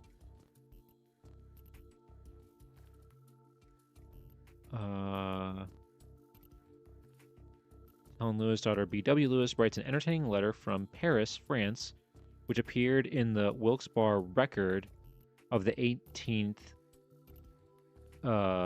instant. Miss Lewis, in company with other young ladies, is now visiting points of interest in the Old World. The tomb of Napoleon Bonaparte was among the places visited in Paris. Okay. I need to find that. I want to find that letter. So this would be in July of 1899. Okay. I'll look for that after we go through all these other ones. There's not that many more. That's the same article. And then September. Is that when she returns? Yes.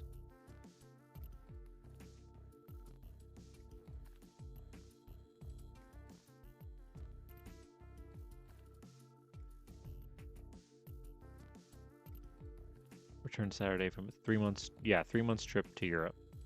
Maybe this isn't the same Europe trip. Maybe this is a different one. Because it's only mentioning Helen in this one.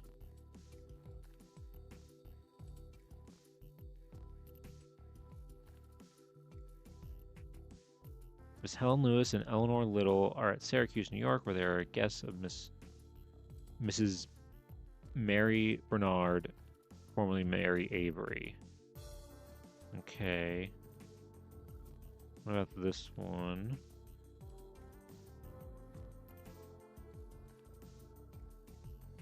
Miss Maud McCall, who has been spending her vacation with Miss Helen Lewis in this place, has returned to Elmira College. Okay.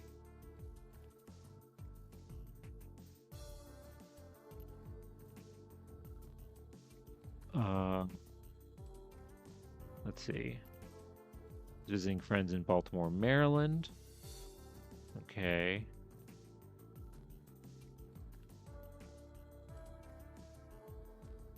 Miss Helen Lewis is home from Baltimore. Okay, yeah, I don't think she was. I don't think she was attending Baltimore College. It's just she was visiting friends in Baltimore. At Baltimore College, she was visiting friends there. Okay. Okay, let's change it. Okay, when was that article about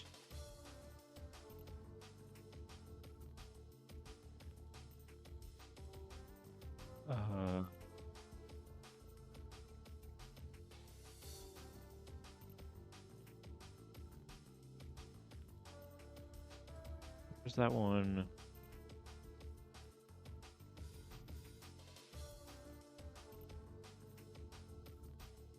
Okay, here we go. So this is July of 1899. So let's specifically look July 1899. And let's get rid of the Wyoming County. I think it would be... Here you go, yeah, July 11th. This is it.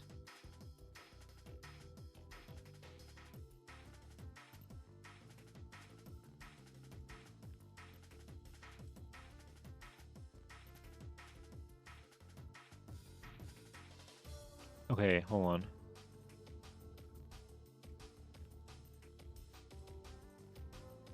Oh, wait, hold on. Is there... I think this one's a better version of it.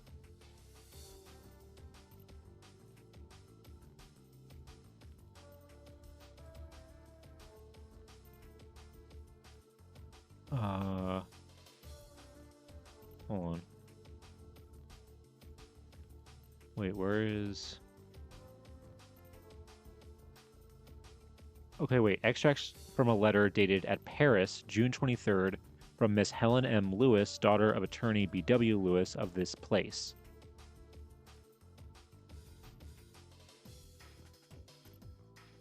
Oh, yeah, this is the same one.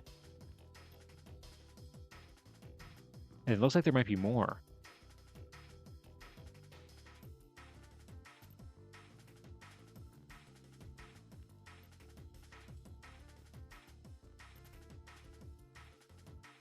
Okay, yeah. Let's look. We'll look at these other ones in a second. So this is actually interesting.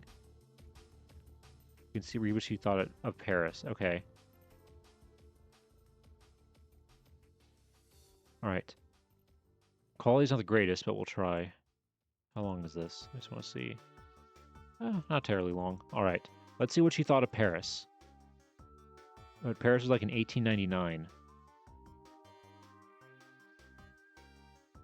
This is when the Eiffel Tower was there and everything. At last we are off the steamer, and I was not sorry to step once more on firm ground. We left the Augusta Victoria at Cherbourg. We were due at 9:30, but it was 4 o'clock in the afternoon when the passengers who were to disembark were issued forth from their cabins dressed for the last meal on shipboard.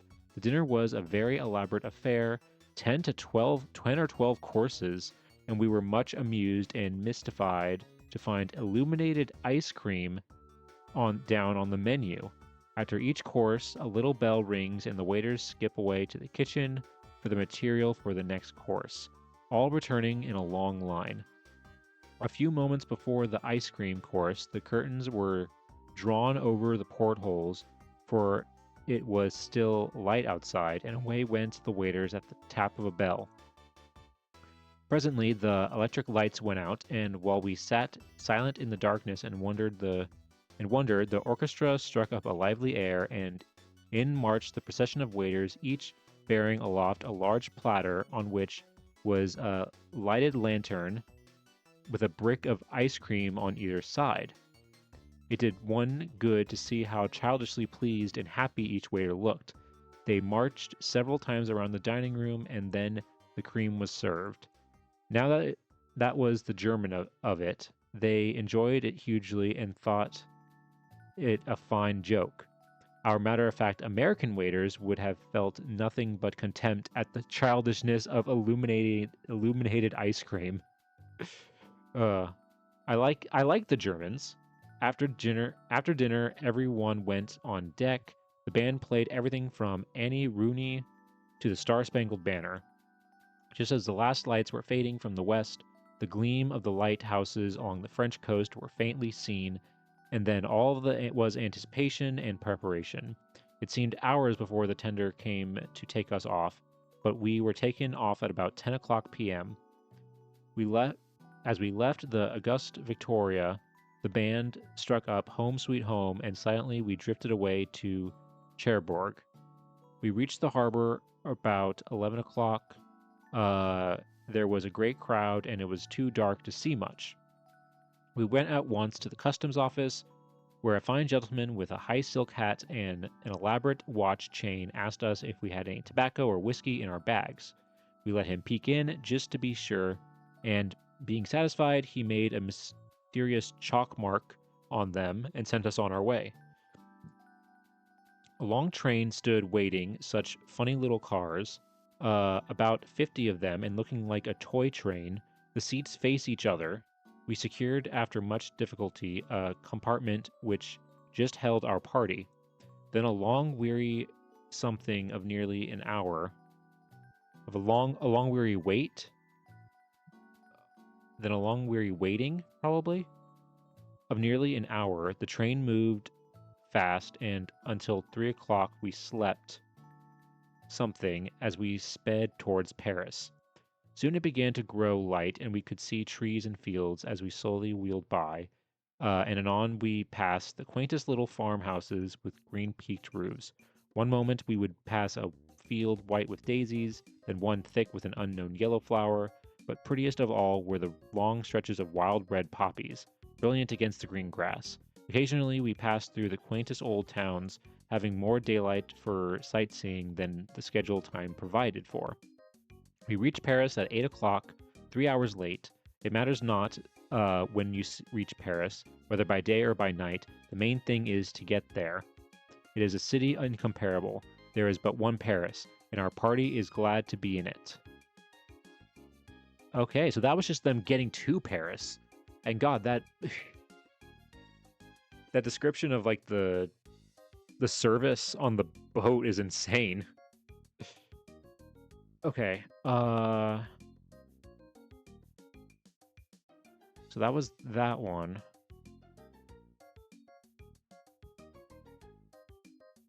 Okay, this is a week later. Is this a different one? Oh, it is. Ooh, okay. Oh, wow, this is a long one. All right. Buckle in.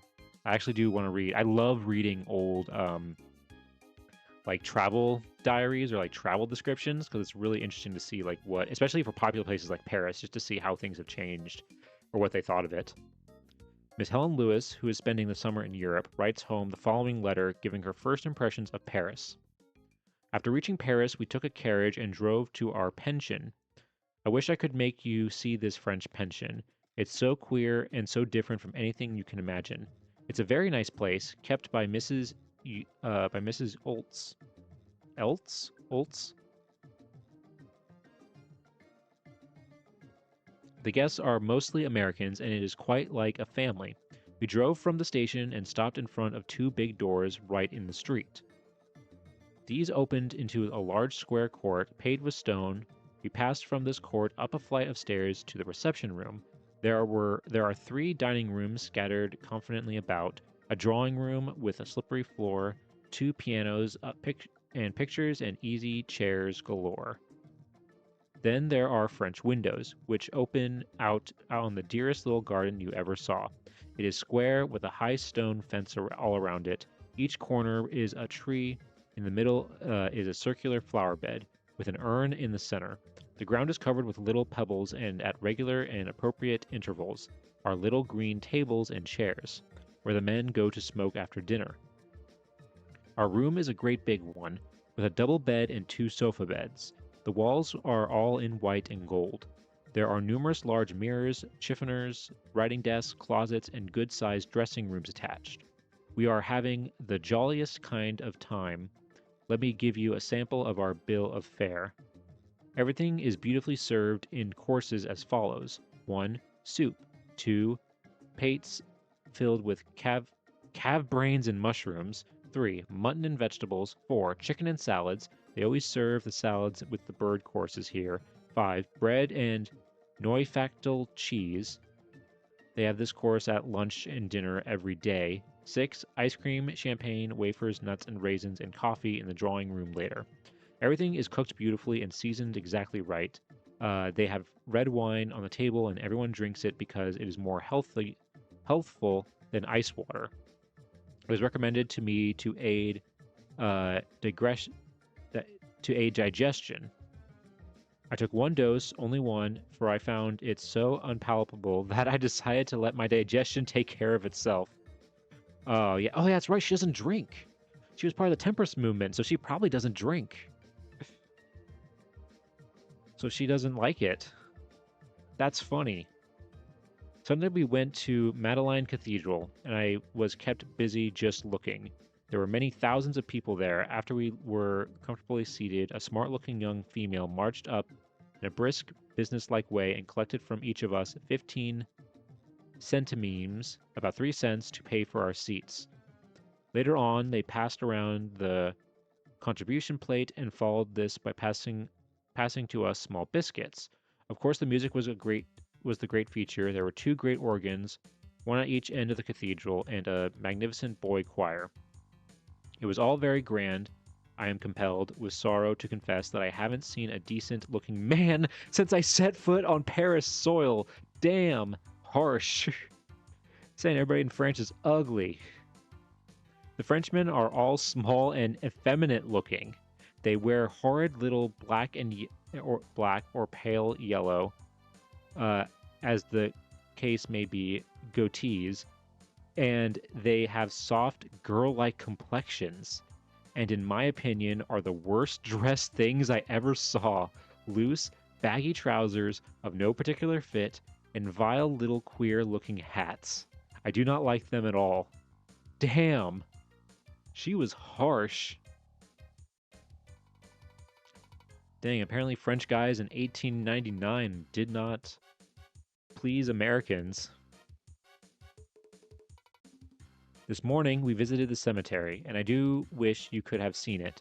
It was indeed a city of the dead, laid out in streets and avenues. The vaults are most interesting, and the decorations are unique, grotesque, and ingenious.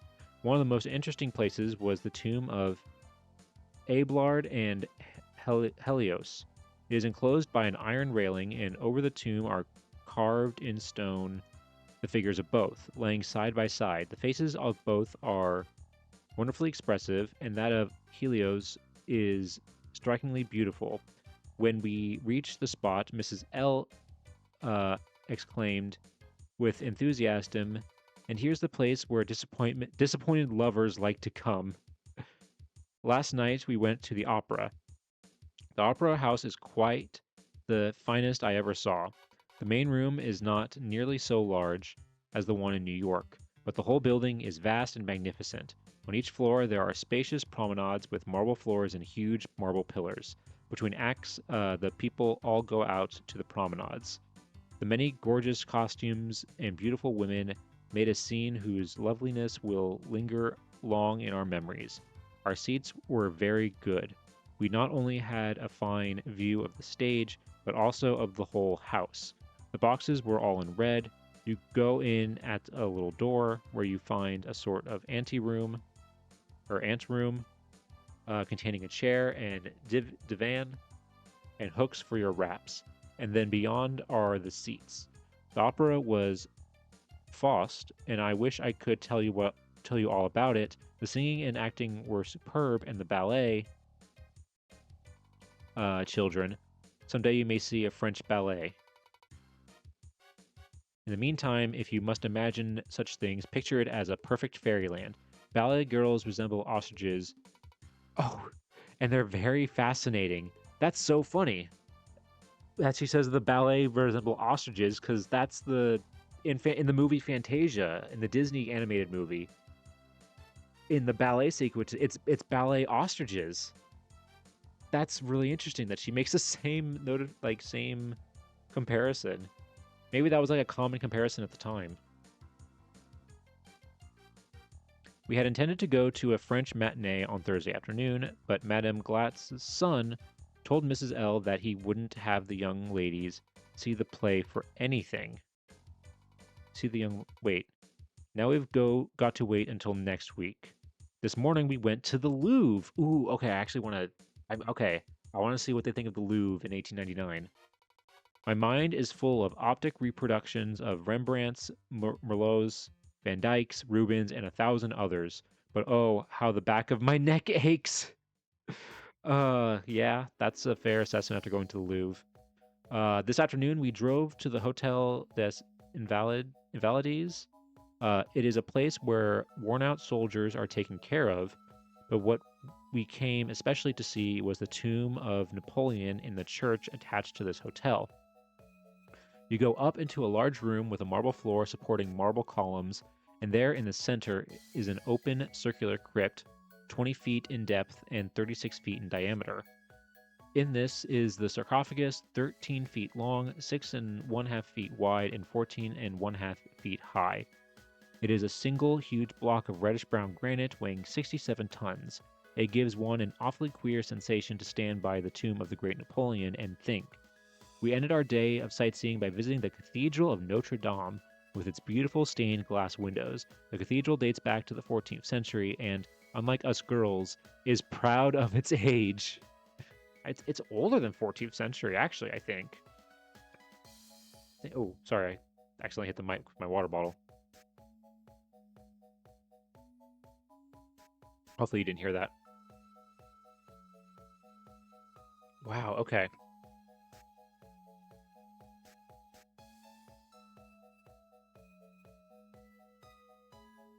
This is really cool. I really like this. I love reading this type of stuff. Okay, let's see if there are more. Okay, that's an article talking about it. Okay, this is the same thing. The 21st. Okay, this is 25th. Is this the same?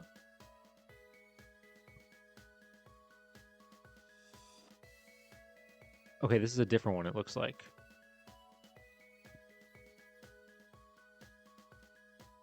Yeah, this is a different one.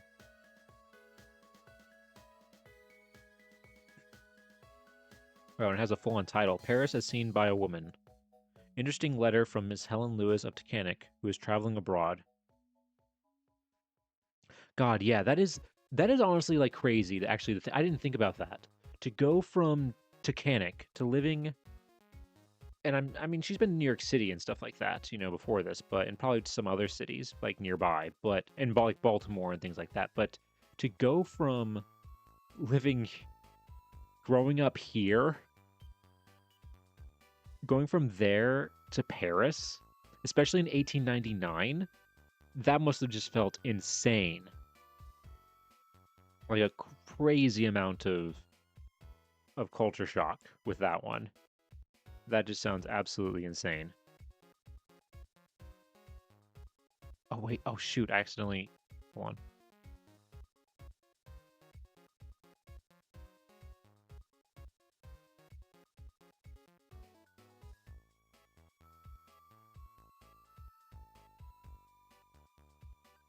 Okay.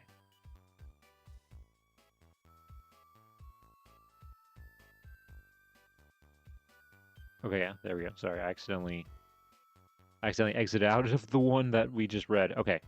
This is the new one. This is their like the next entry. So from Paris. And this is like more spending more time there. On Wednesday afternoon we visited the salon. You know that is the place you read about in stories where poor artists are so anxious to have their paintings hung. Everything there is very modern and it made an interesting contrast to the Louvre, where we have spent some time. In a salon, you cannot tell whether in 50 years from now any of the pictures will be worth handing down to posterity or not. And probably there are not more than 2 or 3 pictures in the whole collection that will ever find a place in the Louvre. Oh, it'd be really cool if we knew what some of the ones were. That'd be really funny. Yet we found the salon very interesting. We went through the part containing the statuary first. Some of it was simply disgusting. I refer to the nude. In the Louvre, you can look at the nude statues of the gods and goddesses and be impressed only with their strength, beauty, and expression. They seem the creations of a pure mind. But the modern school of nude statuary has a sort of sensuality about it that leaves a bad taste, a sort of mental nausea. Ooh, scandalous. They are beginning to use colored marble again, and the effect is very striking, scattered among so many pure white ones. I rather like it. There were a great many busts of real people, and Some of them looked almost expressive enough to step down from their pedestals and speak. The pictures were most interesting. The only trouble was such a bewildering multitude of them that we could not more than half appreciate what we did see, and after it was time to go, and we were congratulating ourselves upon the amount we had seen, we discovered that there was another part to the building just the size of the one we had been in. We gave up then and had to admit that we had not the time to see all the things of interest in Paris. The weather here is simply delightful. There has been only 2 days when it was uncomfortably hot in the sun. On Thursday afternoon, we went to the Louvre again, and after the salon, I enjoyed it more than ever. There was one room filled with pictures painted way back in the 13th and 14th centuries, and they were so odd. The artists in those days did not understand the anatomy as artists do now, and they made the queerest thin, pointed hands and feet, and the animals were ludicrous. Well, even in 1899, they thought the animals in those paintings were weird. The painters had never seen the real ones and had to imagine, therefore, the expressions on some of the lions and other beasts are strikingly human. Yet, in spite of its oddness, this room is one of the treasures of the Louvre. You know, I guess that, again, that shows that some views and opinions don't change. Even 125 years later. That's funny. In the evening, Madame Glutz gave a party for the people in her pension.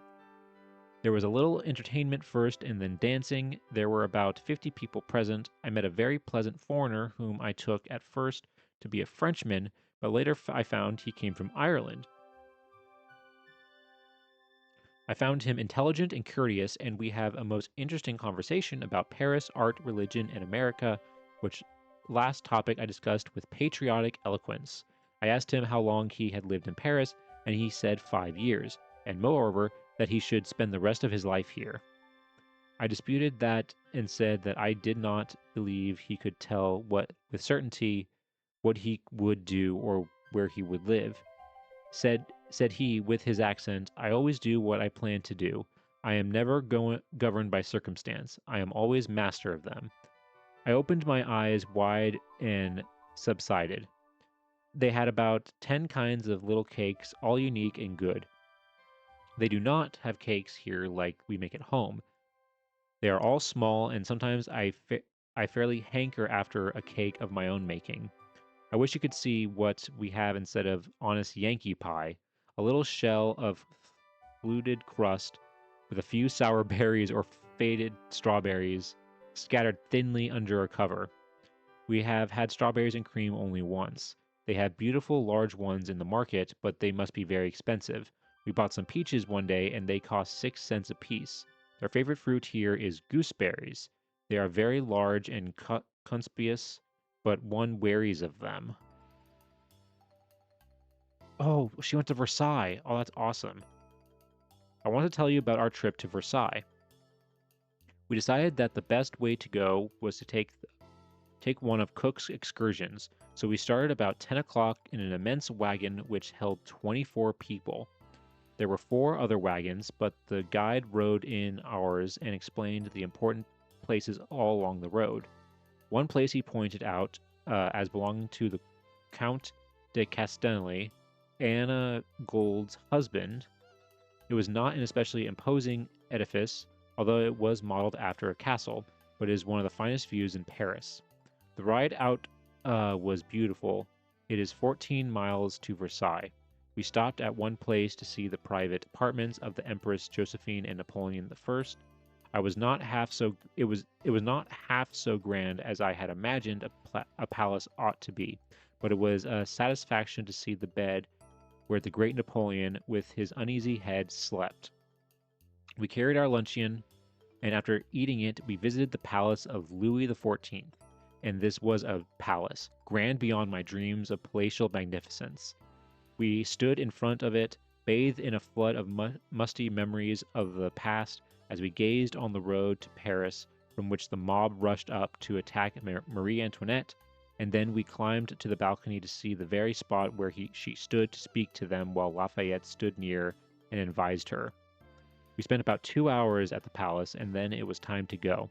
On the way back, we paused through Sevres, when the famous Sevres ware is made, and many other places of interest, reaching Paris at 6 o'clock, tired but happy. We were invited out to tea the next day by Mrs. Wells, a daughter of Reverend Thomas Thomas of Waloosing. She is perfectly charming and has a beautiful home. We had tea in her lovely dining room, opening out into the garden. We had the daintiest lunch, thin bread and butter. The first I've seen since I left America. They have hunks of bread here. Tea and the most luscious cakes, real American kind, with thick icing. My hankering was appeased and I was happy again. After tea, we had a pleasant chat in the library. The children are delightful little people with the most beautiful manners. The oldest daughter plays the piano well, and little Carlotta, a cunning maiden of 7 or 8, played the violin. The Wellses have a beautiful chateau in the country where they spent part of their summer. We celebrated July 4th by attending the American ambassador's reception. We were announced by a real, genuine, summon pure English footman. It gives a wanderer in a foreign land a most pleasing sensation to hear one's names announced with a lovely English accent by so grand a creature. The house in which our ambassador lives was formerly a palace and is still a very handsome residence. After we had removed our wraps in a magnificent dressing room, we proceeded to the reception rooms. It was on the threshold of this room that the aforesaid gentleman in livery announced us to Mr. and Mrs. Porter.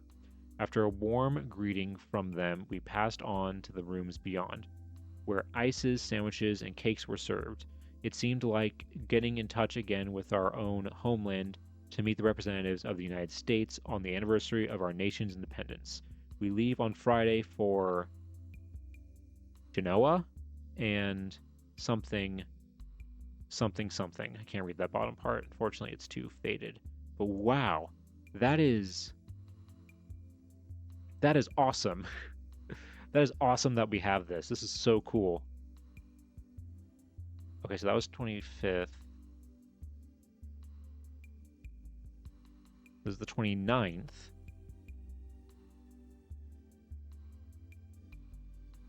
Oh, Under Italian Skies. Yeah, Genoa, Italy. Okay. Miss Lewis of Tacanic writes from the land of sunshine. Okay, wait, how long is this one? Okay, this one's not that long compared to the other ones. Oh, whoops, hold on.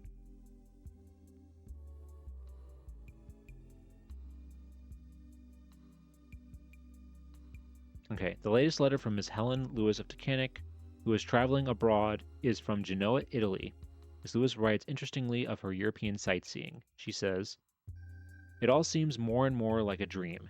Here we are, actually in Genoa, by the side of the side of the blue Mediterranean, and it is the most picturesque place I've seen yet. We started from Paris on Friday morning at 8 o'clock and reached Aix-les-Bains about 6, tired and dusty, and as we intended to be off at 10 the next morning, we did not see much of the place, although some of our party rose early and visited the sulphur baths. We always travel first class, but the coaches were not very comfortable and the locomotion became very monotonous. Yesterday we rode from 10:30 until 8 o'clock, and never have I seen such unsurpassable scenery. We were very near the Swiss border and had a fine view of the Alps. The atmosphere was so clear that we could see right through the clouds on top of the mountains, and many of the highest peaks were covered in snow. Of course, in such a mountainous region there are many tunnels. The longest we passed through, the Mount Cenis, was over 7 miles and took half an hour. I employed the time pleasantly in slumber. We stopped off at Zuris, but we liked the place so little that we decided to press on to Genoa. So here we are, having gotten in about 12. I wish I could tell you about this famous old town, but you could not imagine anything like it. I never dreamed there was such a place in the world.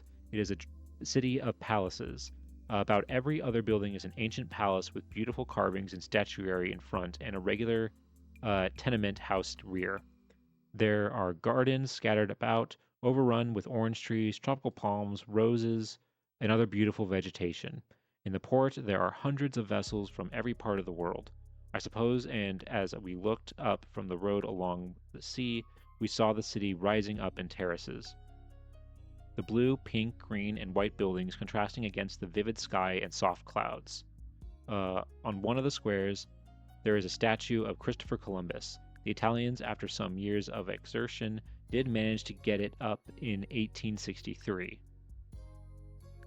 On Sunday, everything was in holiday attire and was more like a fair or festival than anything else. There are some very good looking people here. The men, especially, are much more manly looking than the Frenchmen. Damn, again. Calling out the Frenchmen. The Frenchmen just taking shots. Before we left Paris, we spent one day at the Bon Marché shopping. I never expected to see such gorgeous things again. I dare not tell you of wild extravagance there, but we escaped with a little left to see the rest of Europe. We do not know whether we will go right through to Florence tomorrow or stop off in Pisa to see the Leaning Tower and other objects of interest. I am anxious to reach Florence, for there ought to be some letters from Titanic waiting me there. I know you'll be interested to know that what we had for dinner tonight as a specimen of Italian cookery. Soup, lobster, roast beef, including potatoes, carrots, and squash, green peas, chicken, and salad, about 10 kinds of ice cream, cake, fruits, and nuts. Nearly everyone drinks wine here, as they think it more healthy or helpful, but I have tried ever so many different kinds and find them all equally distasteful. Again, yeah, she's a temperance girl. She doesn't drink. I prefer even the warmer water we get. More when I reach Florence. Wow. Okay, so that was Genoa. Apparently she likes the Italian people more. This isn't... Okay, no, yeah, that's different. Okay, wait, so if we go now to August.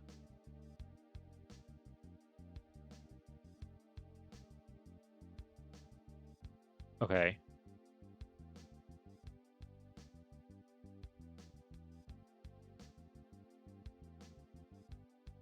Okay. There's a lot here. I don't think we're going to have time to read through all of these. Because we still got... as much as I want to. Okay, here we go. I'll save them. Like here.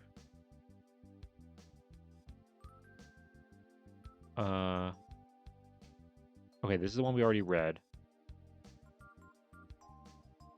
What about this one? Life in Italy, observation taken by a young lady. About Florence, the grand cathedrals and other buildings, scenes of incidents about the city. Okay. Oh yeah, this is a long... Oh, okay, it's not as... It's not as long, but still. Okay, so we got that one. That's August 4th. Then we have this one. Is it the same? I think it's the same thing.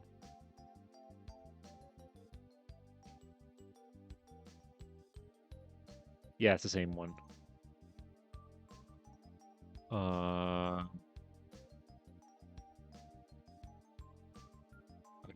This one. Italian scenes. Florence, Milan, and Venice. Charming scenery. Okay, yeah.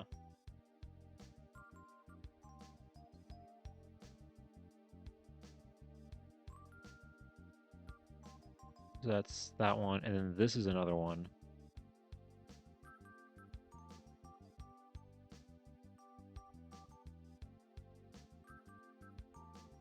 Okay, yeah, that's another one.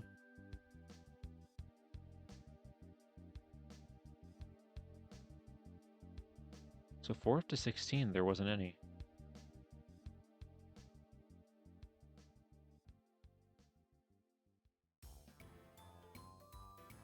Okay,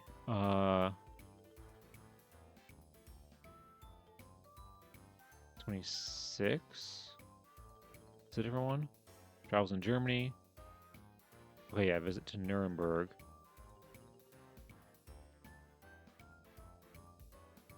So 4th, 16th, 21st, 26th.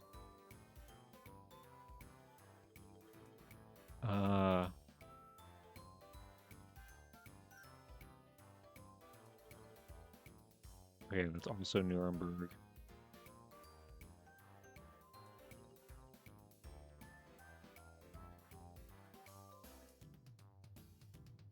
Oh, that's Westchester, Pennsylvania. That's different. Okay, let's look at...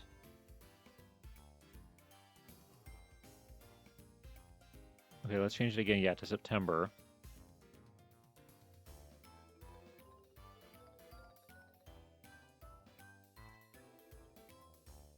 Okay. Let's see, what's this one?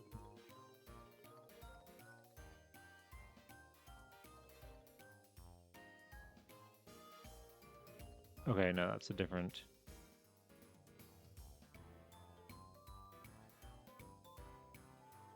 That's not it, that's not it.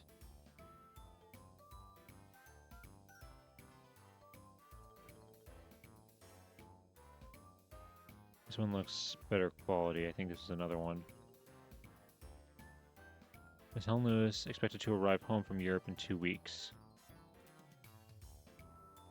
Okay, no, that's not... Okay, no, that's not one of those. Here we go. Okay, this is a different one.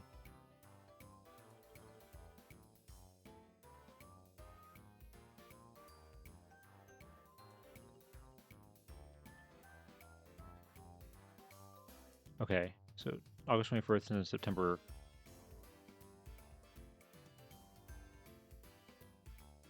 Wait.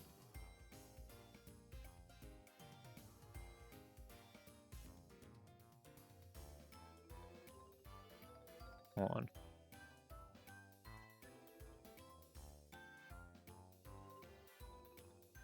August 4th, September 16th, August 21st, August 26th.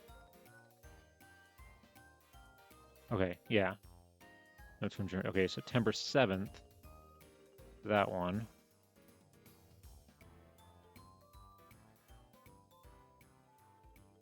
And then September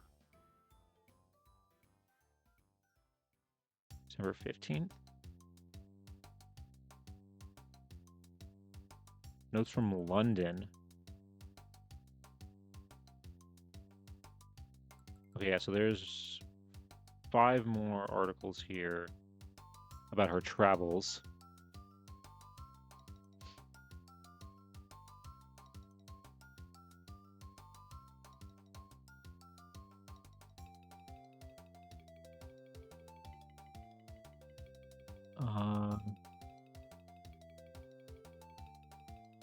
Window, life in something town. Window of life. Okay, I think... Okay, yeah, there we go. That's the last one. Okay. So now that we found all those... Let's go back to... Let's go back to just looking for articles about just her everyday life. So let's go... We were 1901 to 1910. Man, and I initially thought there wasn't going to be enough material to go through. Oh boy.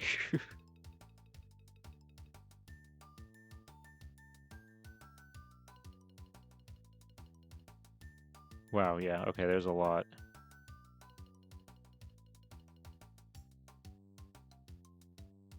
There's a lot here. 60. Let me just check the other years just to see, like, so I'm prepared. So so I can say like gauge myself like how much time I want to dedicate to this. 1911, 1920. Okay, not as... Oh, well, it stops in 1912. 21 to 30. Okay, there we go. Yeah, it starts up again.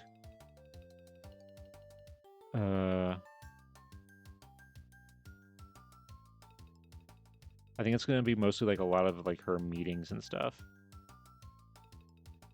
31, 40. Holy crap. What the hell? Jesus, she was... Oh, that's right. She was president of the Monday Club.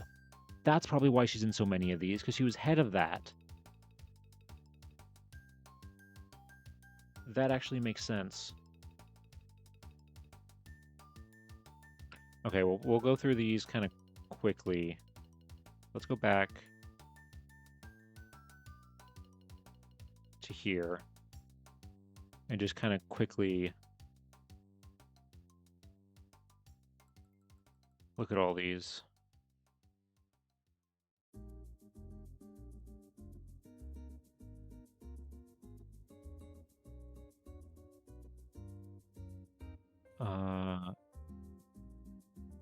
Okay, this is her traveling to New York City. Several days in New York City. To visit friends, yeah. I'm kind of gonna skip most of the ones that are just like her like visiting friends and stuff.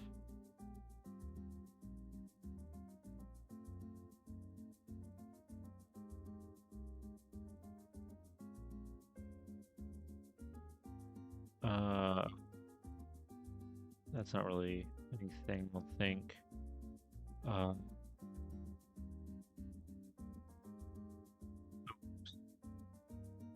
Miss Harriet and Bertha Moss of Elmira were the guests of Miss Harrow. Yeah, okay, again, just another thing of her with guests.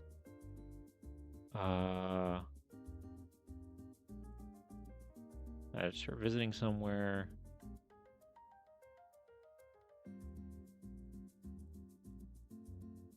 Friends in Elmira. Oh, wait, hold on. What's this one? Miss Helen Lewis has gone to New Haven, Connecticut for a visit with the family of Reverend J.H. Brown. That's Amy Brown. She was still visiting them. They were still... Oh, that's cool.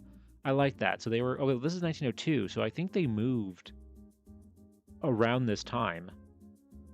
That is cool that she went to go and see them. That's really cool that she went to go and see them even after they moved. Let me check this one real quick, because I see something about Yale. Adeline Sophia, daughter of Reverend and Miss J.H. Brown, formerly of this place, is united in marriage at her home in New Haven, Connecticut. Oh, she went for the wedding. Okay. That's why... That's why she went. Okay. Interesting. Oh, and this is the thing with the Monday Club.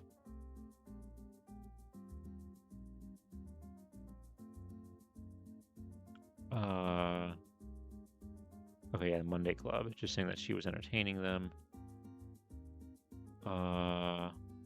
Been in Philadelphia. Monday Club was entertained.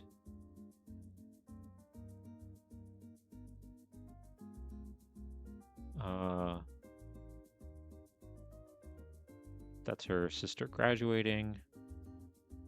Erin Avery. Is he going to Kansas? Dang, yeah, she went all the way to Kansas for a visit. All right, then.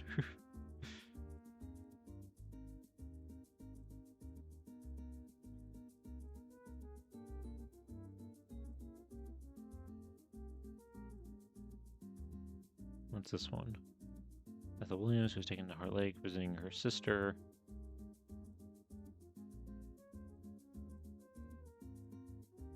Oh, that's a different... That's Miss Helen Lewis. Not Mrs. Helen Lewis.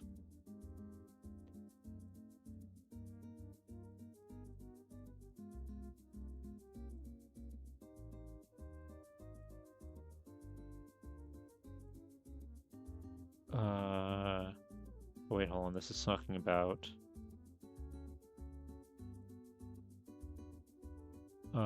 Miss Helen Lewis gave a dinner of 12 covers Tuesday night for the Dunn Metcalf bridal party. The predominating colors and decoration and menu were pink and white. During the dinner, the bride presented her maids with beautiful pearl bar pins, and the groom gave his ushers monogrammed scarf pins.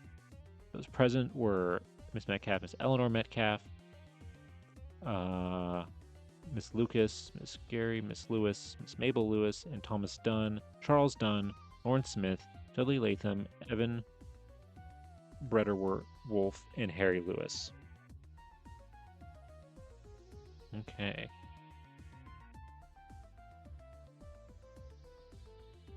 Just her being on like a list.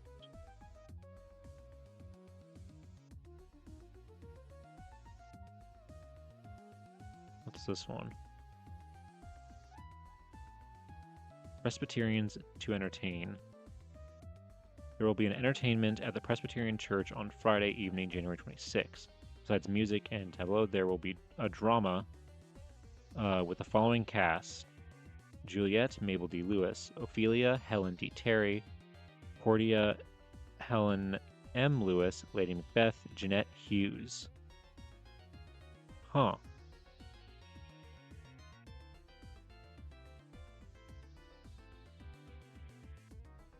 Okay, so she seems to be very involved in like the church.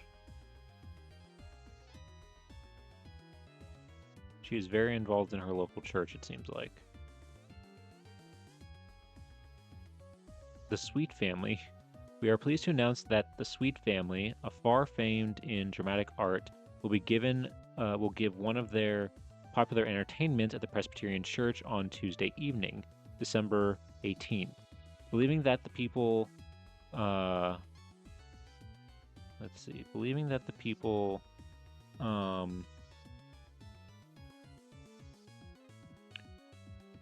this community would be desirous of hearing this well-known company of artists in their farewell tour of this country, they have arranged to give this date to Titanic. No effort has been spared in getting together this company of dramatic people, each of whom is a specialist in her particular field.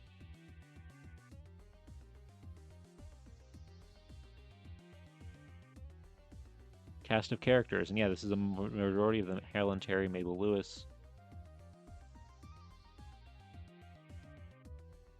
So this is another performance. So that she's also doing a lot of like performances there.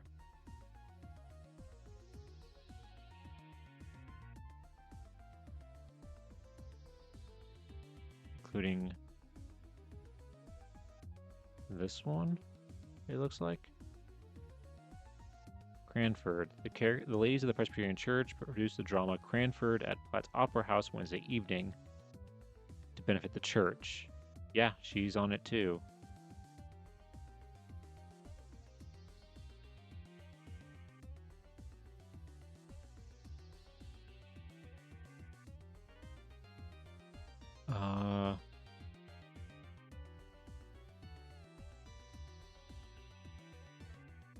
What is this?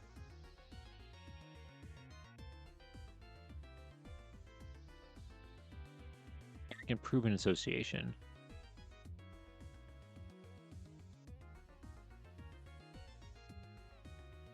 During the week, a house-to-house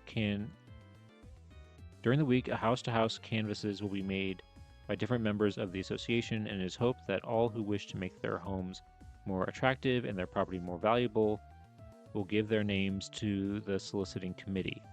The business meeting will be held at the courthouse of Friday at 3:30 p.m. Helen M. Lewis, secretary. So she was secretary of the Tacanic Improvement Association.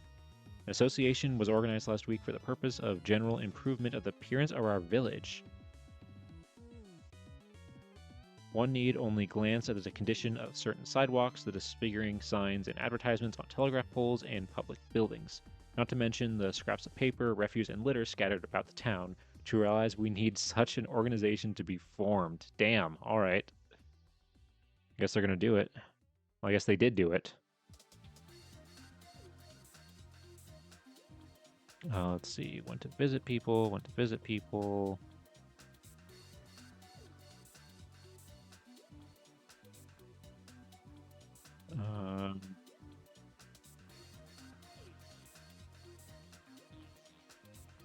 Oh, is this another thing by that same committee?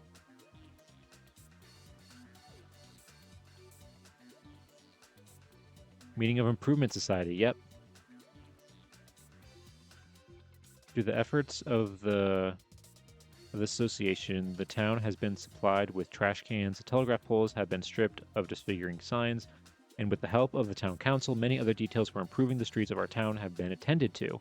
School children have become interested through the distribution of seeds, and they held a flower show last fall where prizes were awarded.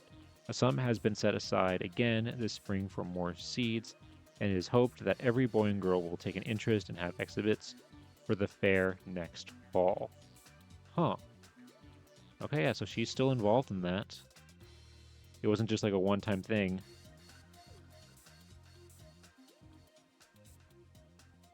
Oh wait, what's this?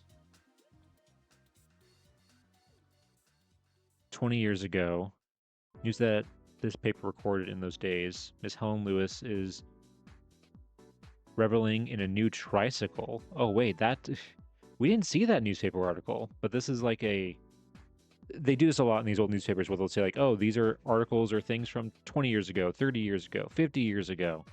And this one apparently is something that we missed, that apparently she got a tricycle in 1888. Same year the photo was taken.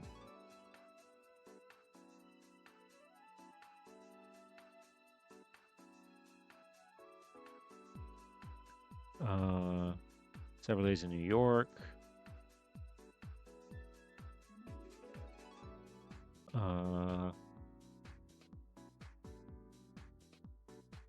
What's this one? Second act of the very catchy situations for an act of 50, was gracefully youngly invited.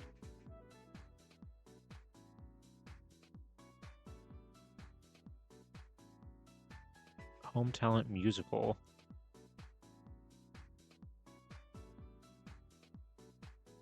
Let's see. Gibson Family Reunion to be given January 25th.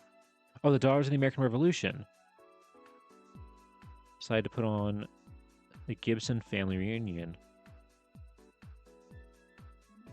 The second act is full of bright, catchy situations. Young people will be invited by a most efficient committee consisting of Ms. Fred Billing, Ms. Helen Lewis, and Ms. Jeanette Hughes. Okay, yeah, so this is showing us how she was involved in Daughters of the American Revolution. Oh, wait, here's another one.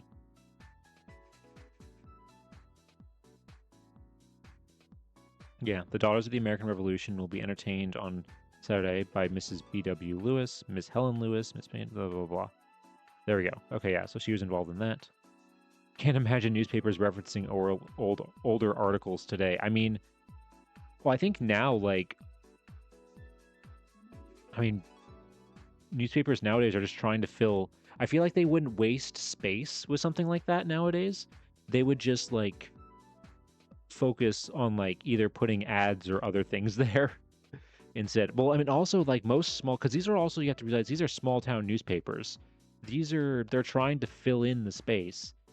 And nowadays, a lot of those small town newspapers are gone. They don't exist anymore. It's just, you know, it's just mostly the major ones that are left, and they are not going to put something like that in there.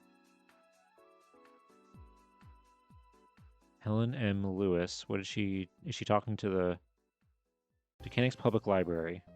From an article which appeared in this paper a few weeks ago, it will be remembered that there is a movement astir in the direction of a public library. A committee of ladies interested in the project met not long ago to discuss ways and means. Information has been secured about the libraries at Waylands, Ewing, Montrose, and West Pittston, which has been valuable and encouraging. Especially fortunate to the library building that was given by Mr. Frank Wells and an endowment fund of $5,000. In addition to this, the borough gives them $150 annually out of the taxes. Starting a library in this town in the beginning would necessarily be small. The DARs have offered a room in their chapter house free of charge. A number of women have offered their services as librarians for different days of the week, and with a little money from subscriptions and gifts from our leading citizens and the hearty cooperation of the whole town, it seems that if, in the course of a few years, Tacanic might follow in the wake of the towns mentioned, with a creditable public library. Wow, okay, so she's advertising for, like, trying to set up a public library. So even though she didn't work, she was still doing a lot, it looks like.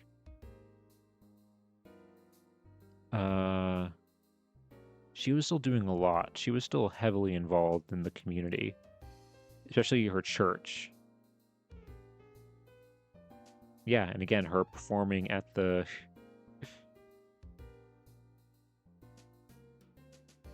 Presbyterian church. Okay, let's go 1911 to 1920 real quick. How many are there? 22. Okay.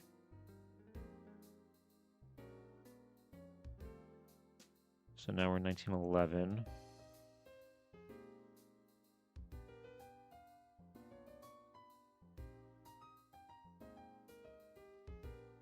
Oh, DA. Oh, this is, yeah, the library. The juvenile section has been greatly enriched by the splendid gift from Miss Helen Lewis of 13 bound volumes of Youth's Companion, 1886 to 1898. Those were probably hers. Those were probably her childhood ones that she's donating to the library. And by this point, they're kind of probably outdated. From 1898. Yeah, they're like 10, 15 years old.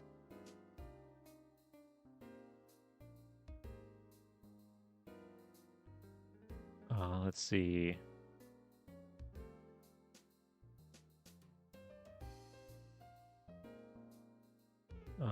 Anything here?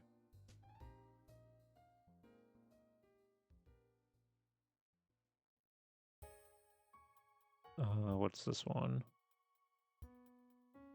Dar Public Library notes. Miss Helen Lewis chose from children from the first 4 grades at the public schools enjoyed a most delightful hour at the public library on Friday afternoon in a special storytelling hour. Oh, okay, so she was taking part in that.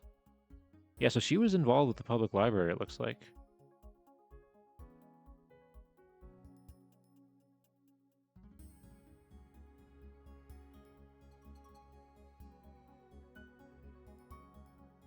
Let's see.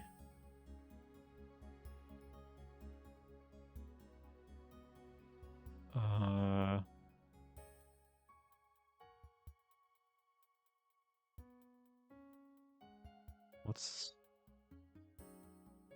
Oop, that is not what I meant to do.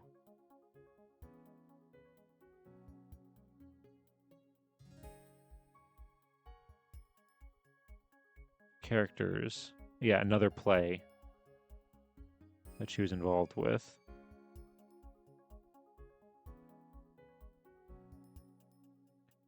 And this was like, yeah, her reading at the public library again. Helen Lewis gave a charming reading of The Fairway Princess by Sutherland at her home yesterday morning in the interest of the public library.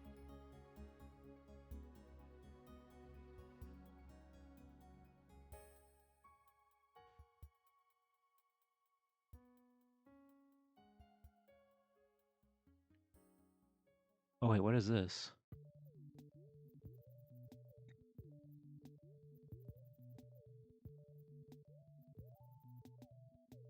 Wait, hold on. Miss Helen Lewis had the misfortune to break one of the small bones in her ankle while alighting from an automobile on Monday. That's kind of a crazy irony that, we found this newspaper article and we know that she unfortunately dies getting hit by a car.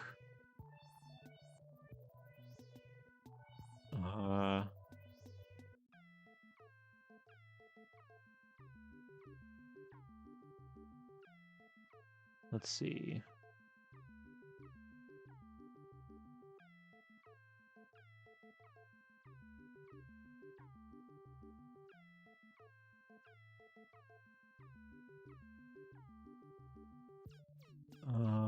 What's this one?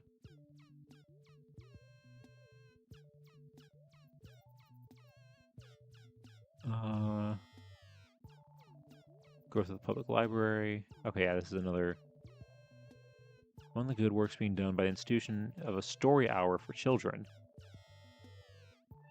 Okay, yeah, so that's another thing talking about her story time.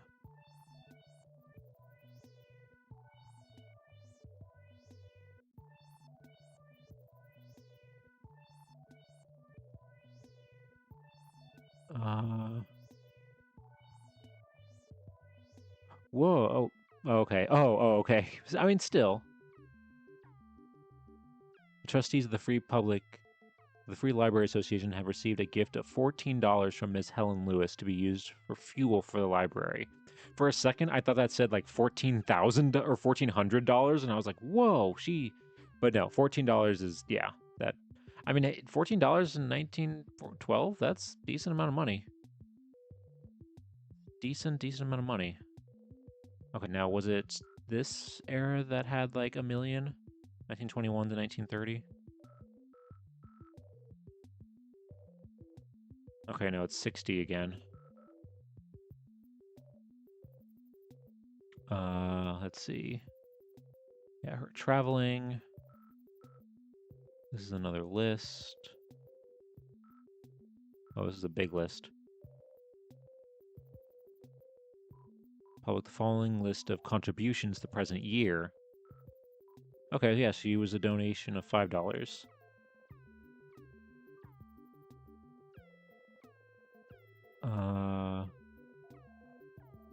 Let's see.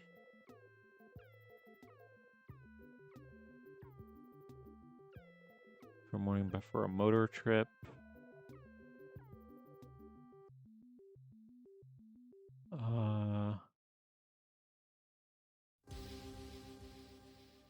What's this one? Miss Helen Lewis gave a garden party on Wednesday. Oh, okay. Just her giving a party.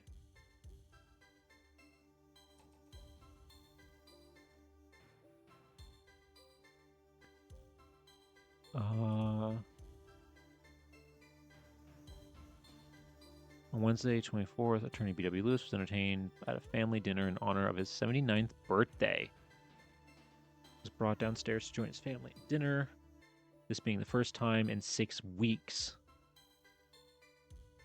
Only the immediate family attended a dinner.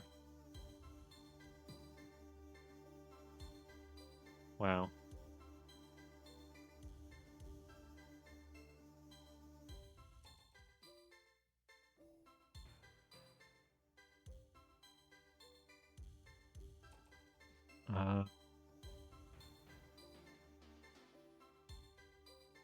Let's see. Nope.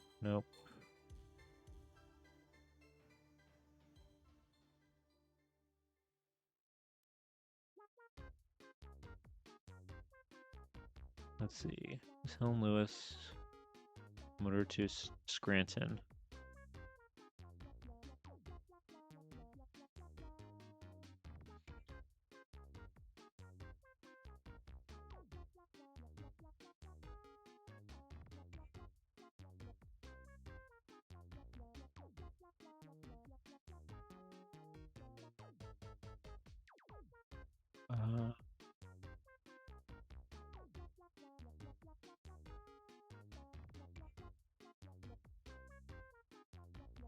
Oh, hold on. What is this? Studebaker sedan slashed by vandals. Miss Helen Lewis has been made the victim of one of the dirtiest pieces of work ever brought to light in Titanic. On December 28th, her 5-passenger Studebaker sedan was put away for the winter in the barn in the rear of the Lewis residence, and no attention was paid to it until last Friday, April 9th, when she ordered it taken to a garage to be gotten in readiness for operation. When the garage man came to take it away, he found that someone had broken the headlights, the upholstery had been slashed and cut beyond repair, and the body had been scratched with a sharp instrument. When it was done, no one knows, but the work closely resembles that done in the Lewis cottage at Lake Erie a few years ago, when pictures were cut from their frames and pillows and rugs slashed and thrown about. Whoa. That's a crazy that okay, that's crazy that like happened to them twice. I think there's like an enemy or something, because that's crazy.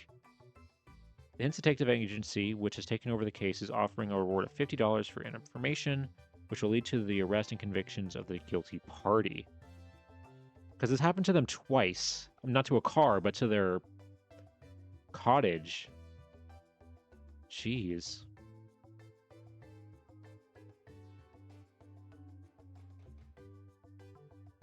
Is this also talking about it? Miss Helen Lewis seems to have sort of hoodoo luck with her car. Following the discovery of its mutilation sometime in the winter while in the garage last Saturday afternoon, she took it out for a drive to Hillside home, accompanied by her mother and other members of the family. Between Hillside and Mill City, coming home between 5:30 and 6 o'clock, she came upon a man on her side of the road changing a tire with 2 wheels on the pave. In turning to avoid the Nash car, which was the one with the tire trouble, she collided with a Packard car returning to Scranton, which had gotten outside its rights because of the car alongside the road.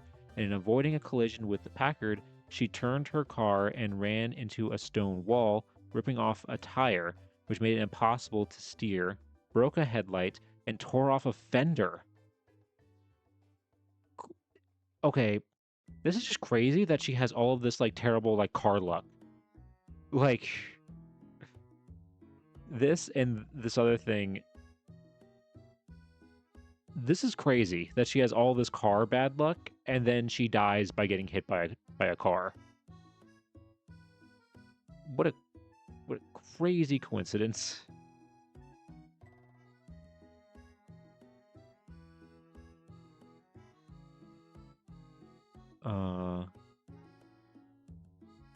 Okay, that's not. Let's see.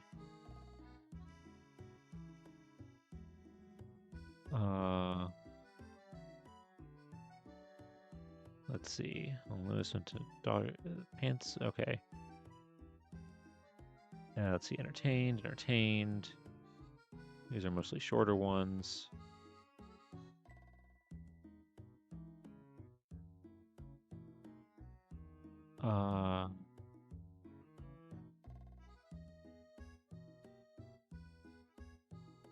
What's this one? Regular meeting of the Monday Club will be held by Miss Billings. Program music reading by Miss Helen. Okay, so this is her being in the Monday Club, but not the president of it yet.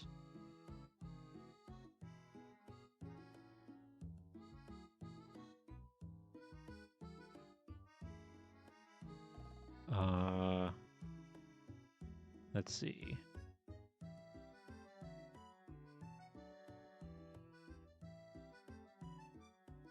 What's this one? Lewis has returned from her 2 weeks visit. Okay, yeah.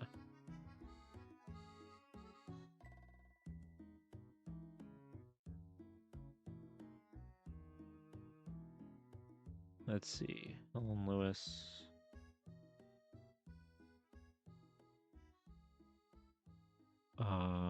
Yeah, her just traveling and visiting people.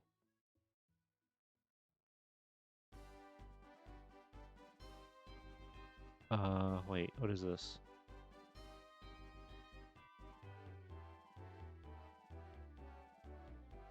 Miss Helen Lewis went to Robert Packer Hospital, Sarah, on Saturday for Okay, just for observation. Nothing serious from the looks of it. Whoa, and there's this crazy jump from 1927. There's nothing between 1927 and 1930. That could just be that there's possibly a gap in like the newspapers.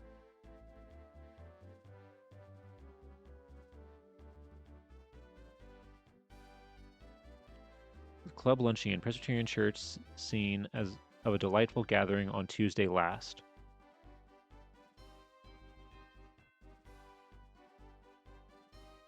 When Lewis put in an interesting paper she prepared some years ago and accompanied it with a talk.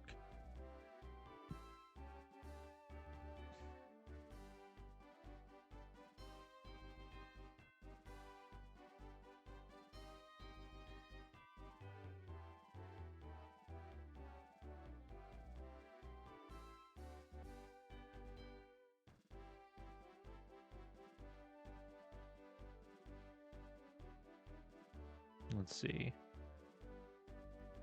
Florida. Oh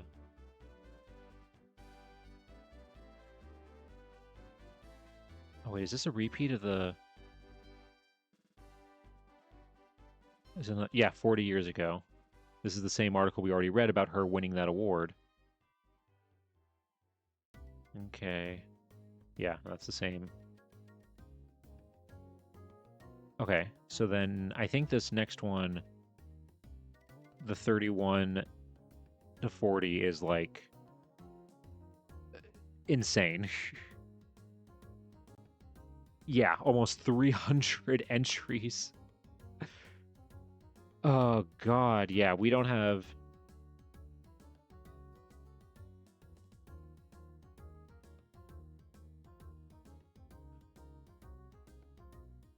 God, yeah, we have... There's... Hold on. Okay, let's maybe narrow it down by putting the M in the middle. Okay. Let's just do this for now, because otherwise, yeah, it's going to take way too long to go through all those other ones. That's way too many to go through right now. Ooh, wait, what is this? This is all from September of 1933, a lot of these other ones. Miss Helen M. Lewis, Miss Helen Shoemaker, and Miss Mary H. Testbury attend the Lewis family. Okay, yeah. Just her attending a family reunion. This one...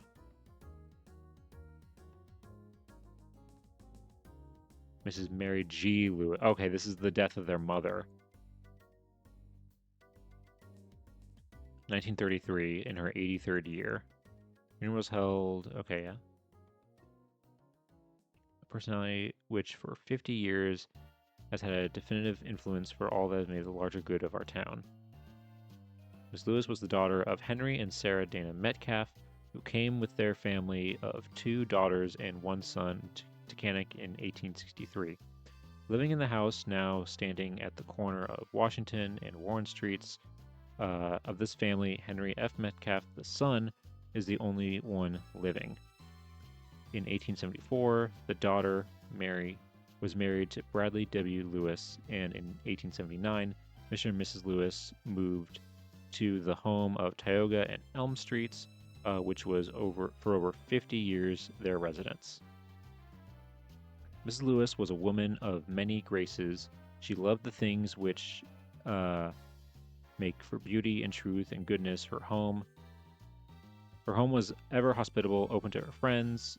And I think it just says, had 2 daughters and 1 son, Miss Helen M. Lewis, Mrs. A. M. Shoemaker, and Henry M. Lewis, all of whom are living in Tacanic, 5 grandchildren. Okay, yeah.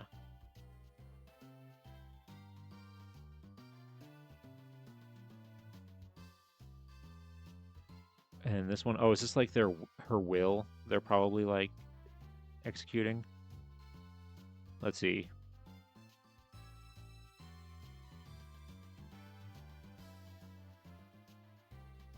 Yep, that is that. Yeah, this is an executor's notice for that. But, which is probably what, oh, that's what a majority of these are.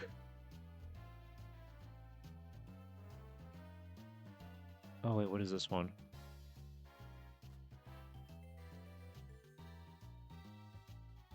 The governor's office at Harrisburg has announced the appointment of Miss Helen M. Lewis of this place as a member of the Wyoming County Board of Trustees of the Mother's Assistance Fund. Whoa. Dang. Okay.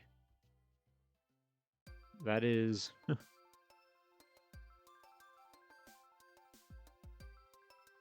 Dang, by the governor's office. Wow, that's not even like a...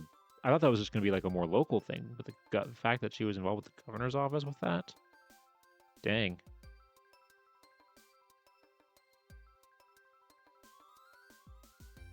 Hold on. Well, there's a... Okay, yeah, maybe this will figure out what this is. Preparations are being made to put into operation the Mother's Assistance Fund in Wyoming County as soon as possible. The governor has appointed the following ladies as members of the board. There she is right there. These women will be responsible for the care of needy widows with children under the age of 16 years. They are also receiving at this time applications for pensions for the blind. Later, they will also administer and aid assistance to needy people of either sex over 70 years of age. In the latter respect, however, no funds will be available before December next. Okay, so another volunteer thing that she's doing. Oh, yeah, just another... So she was, like, basically doing a lot of, like, She never really, like, had, like, a traditional job, but she seems to be doing a lot of, like, philanthropic work for the community.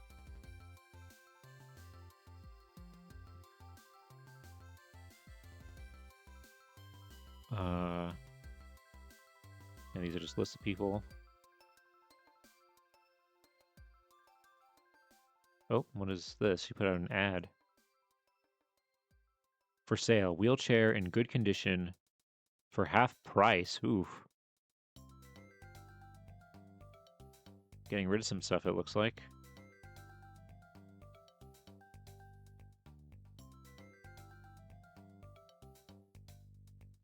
Oh, wait, what's this? Rooms for rent. Single, double, or communicating, all heated. No cooking. That was... Okay, this is probably how she got... Because in the...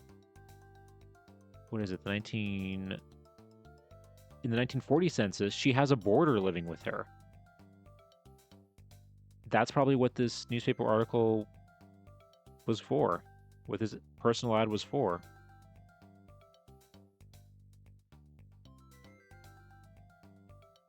It was probably for that.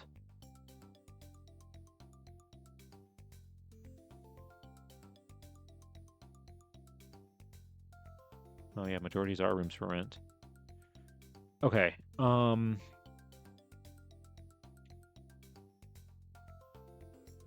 Yeah, I mean, like, look at 200 and almost 300 matches. Okay, let's see what 41 to 50 is.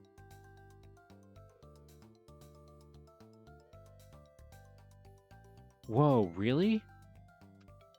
I guess maybe they stopped.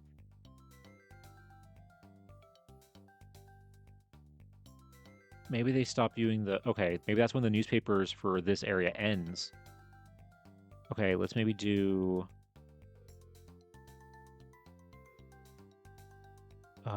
Shoot, okay. Yeah, it's too common of a name. Luzerne and those are the two counties that are, like, next to hers. And there's 433.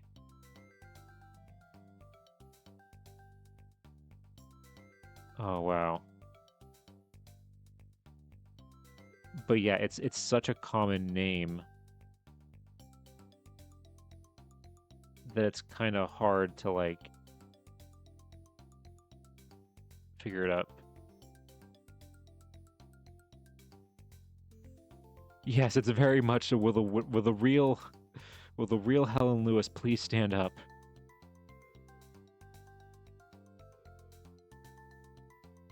Okay, yeah, and this is her working for the Monday Club again. I think in this case, because there are so many, and we just don't have time to go through all of them.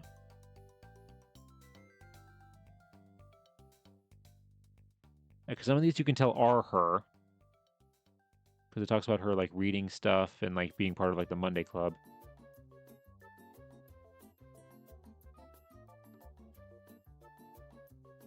So, okay, so let's specifically do 1950.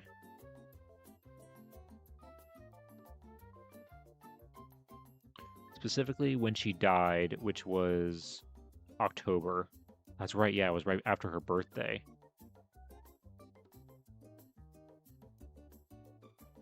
Okay.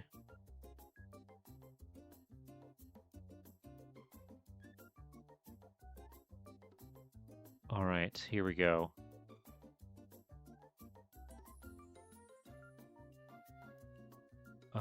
Lewis promoted. Oh, yeah, that's Mrs. Helen Lewis. So yeah, that's a different Helen Lewis. Okay, let's see. Oh, God, yeah, okay. This is, I think, different from the one that we already read, but yeah. Woman run down on 74th birthday. A Tacanic woman who observed her 74th birthday anniversary yesterday was seriously injured last night near her home when run down by a motor truck. The victim is Miss Helen Lewis of West Tioga Street. The accident occurred while she was walking across the street. The vehicle was operated by Lewis Ellensworth Jr., Tacanic Route 1. Assistant Police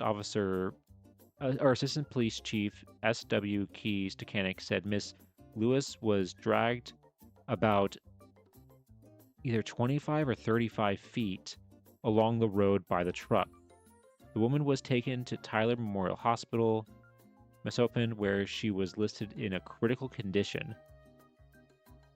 She suffered a possible fracture of the left arm, concussion, and shock. Yeah, so I already knew this. I don't know if you saw that you were here when we discovered this earlier, Aeon, but yeah, she died. Well, she was hit by a truck on her birthday while crossing the street in front of her house, and died a few days later.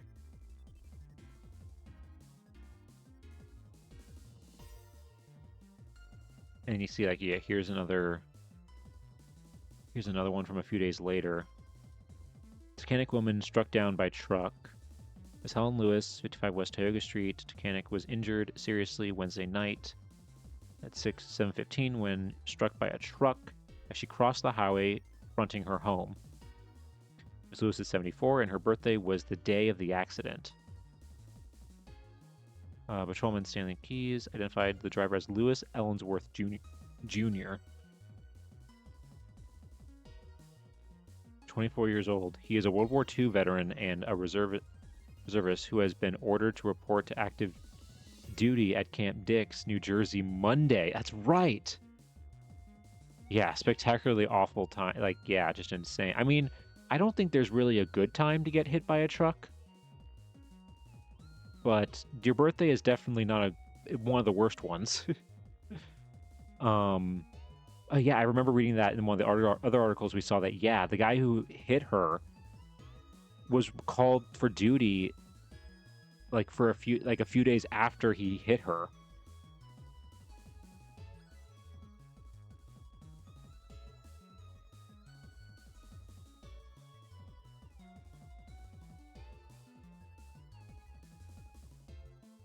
Tacanic woman died. Yeah, this is the article that we saw earlier. That's announcing that she died.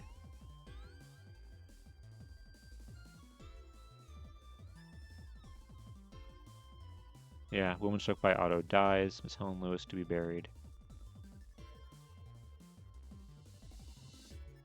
Past president of the Women's Society of the Presbyterian Church. Also has been president of Monday Club. Yeah. Okay, yeah, this is another one that we also read. What is this one? Deaths. Okay, yeah, that's just another one talking about that. Um,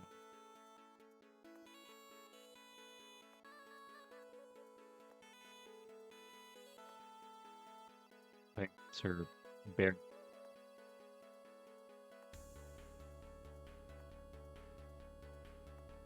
Okay. I want to see if something. Uh,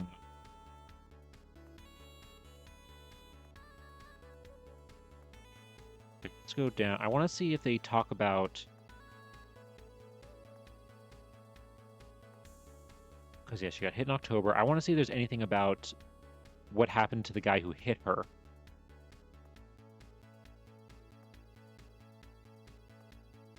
That's a different Mrs. Lewis.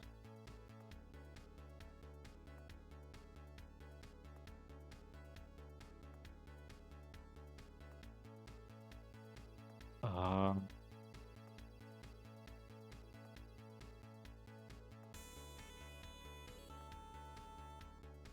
let's see.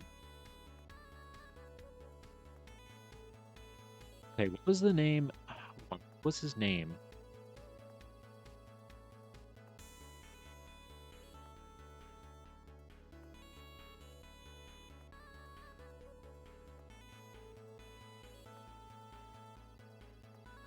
Lewis Ellsworth. Okay, hold on.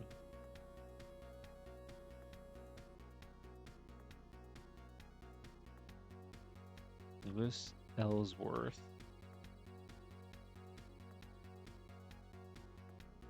Okay.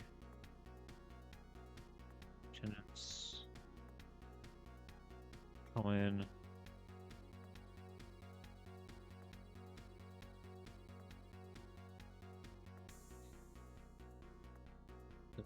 Adult advisors. I don't see anything. Okay, hold on.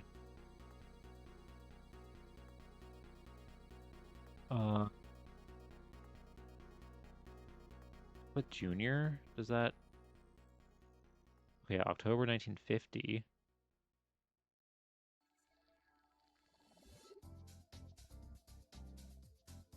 26. Hold on, let's go down again to.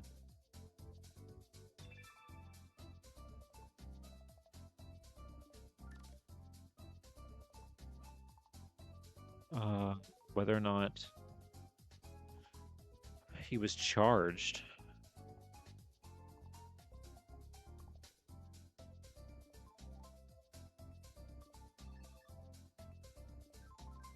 I don't see anything.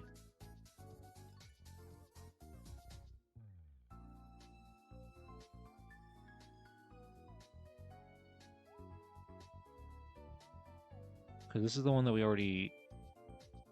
This is the article that we already looked at, right?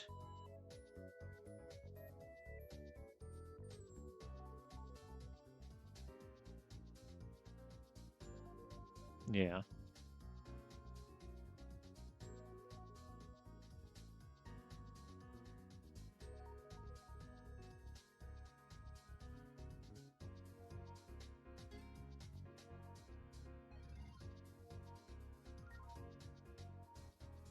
Okay.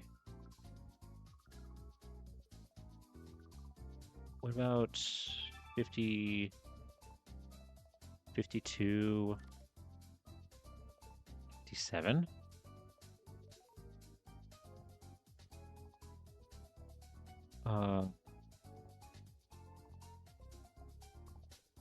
Wait, hold on. Here's a thing from 1952. Hold on. Airline Herman, bride of Ellis Ellsworth, to Lewis Ellsworth Jr., son of Miss. Okay, he's getting married, so I'm assuming he's not in jail.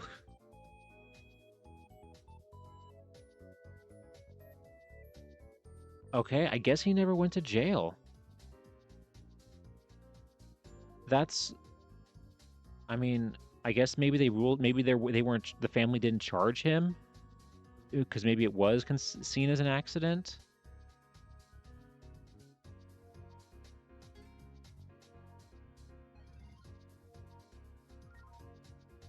I mean, yeah, because we don't really know the situation of like, was it foggy? Why did she cross?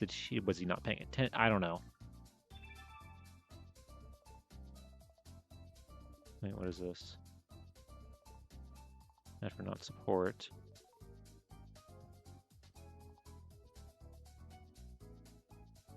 That's a different. Again, let me make it a junior, because maybe that can narrow it down. Yeah, okay, those are the marriages.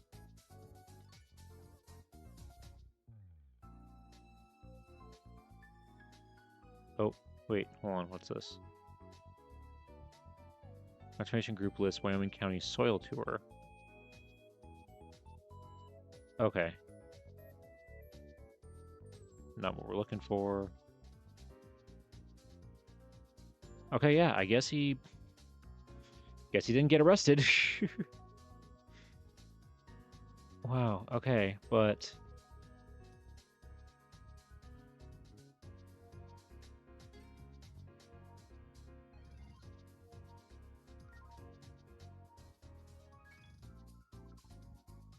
I guess, yeah, maybe the family didn't decide not to charge him for whatever reason.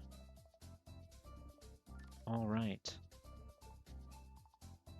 But yeah, I think that's where we're going to call it today. We found some interesting stuff. Definitely, I mean, I think my favorite thing that we found, and I definitely want to read them on my own time. Where are they? Here. These travel notes from her European travels. I think those are so cool and so fun to read. And if we had more time, I would read them right now, but I do unfortunately have to get going.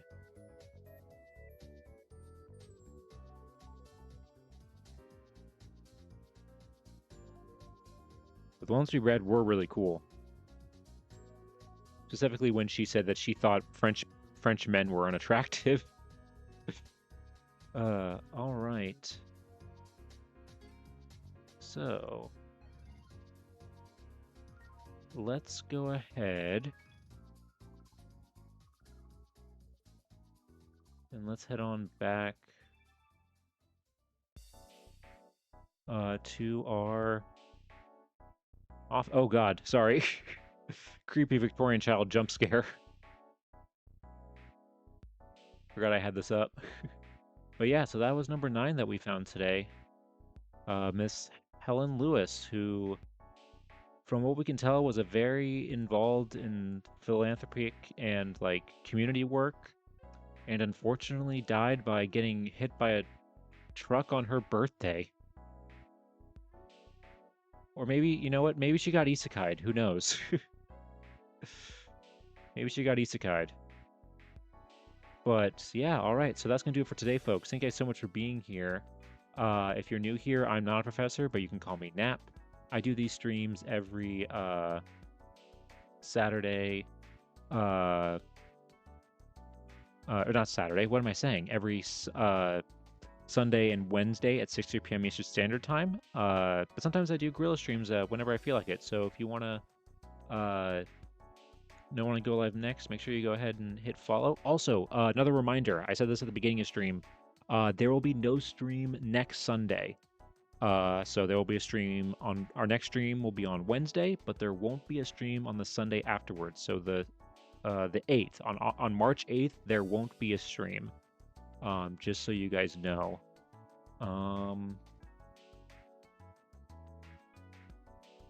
Yes, I am going to be busy. I'm going to be busy that weekend, so I won't be able to stream. But yeah, but don't worry. Like I said, we'll be streaming on Wednesday. And oh, another thing, I am still working on I'm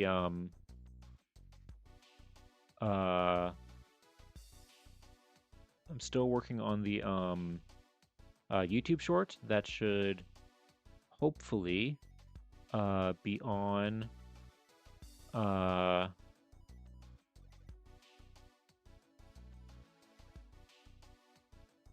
should be up sometime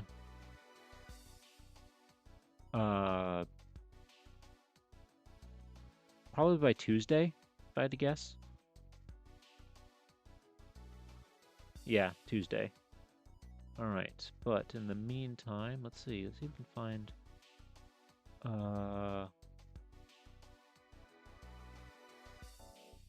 see if we can find somebody to raid.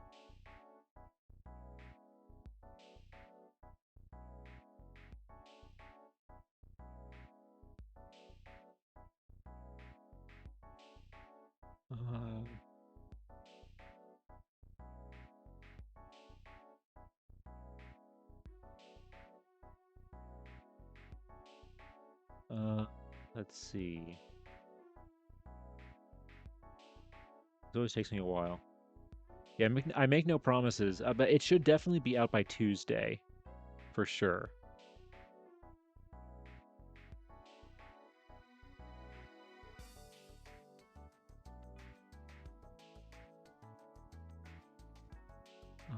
Let's see. Let's find somebody else in reading and writing.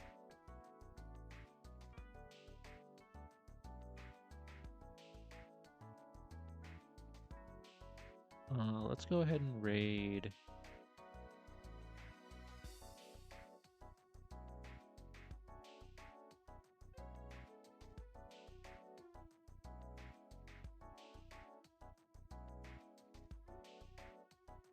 Let's go ahead and let's raid.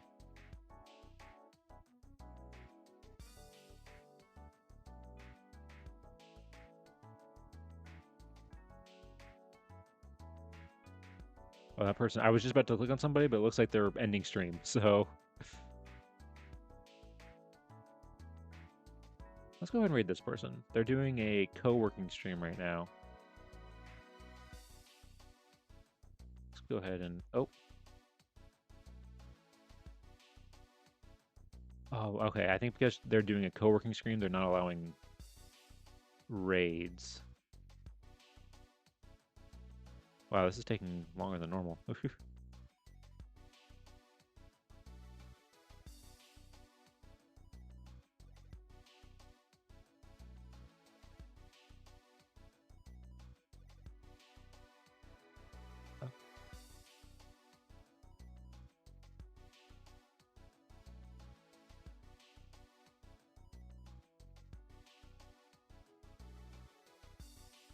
All right. Let's go ahead and then let's go ahead and let's raid Neff.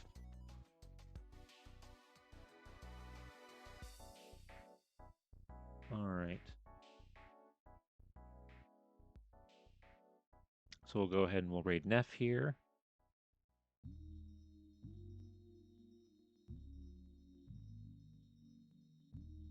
All right.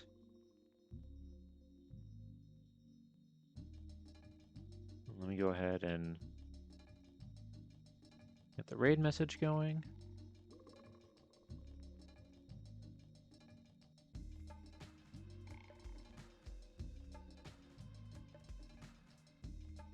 There's that one. And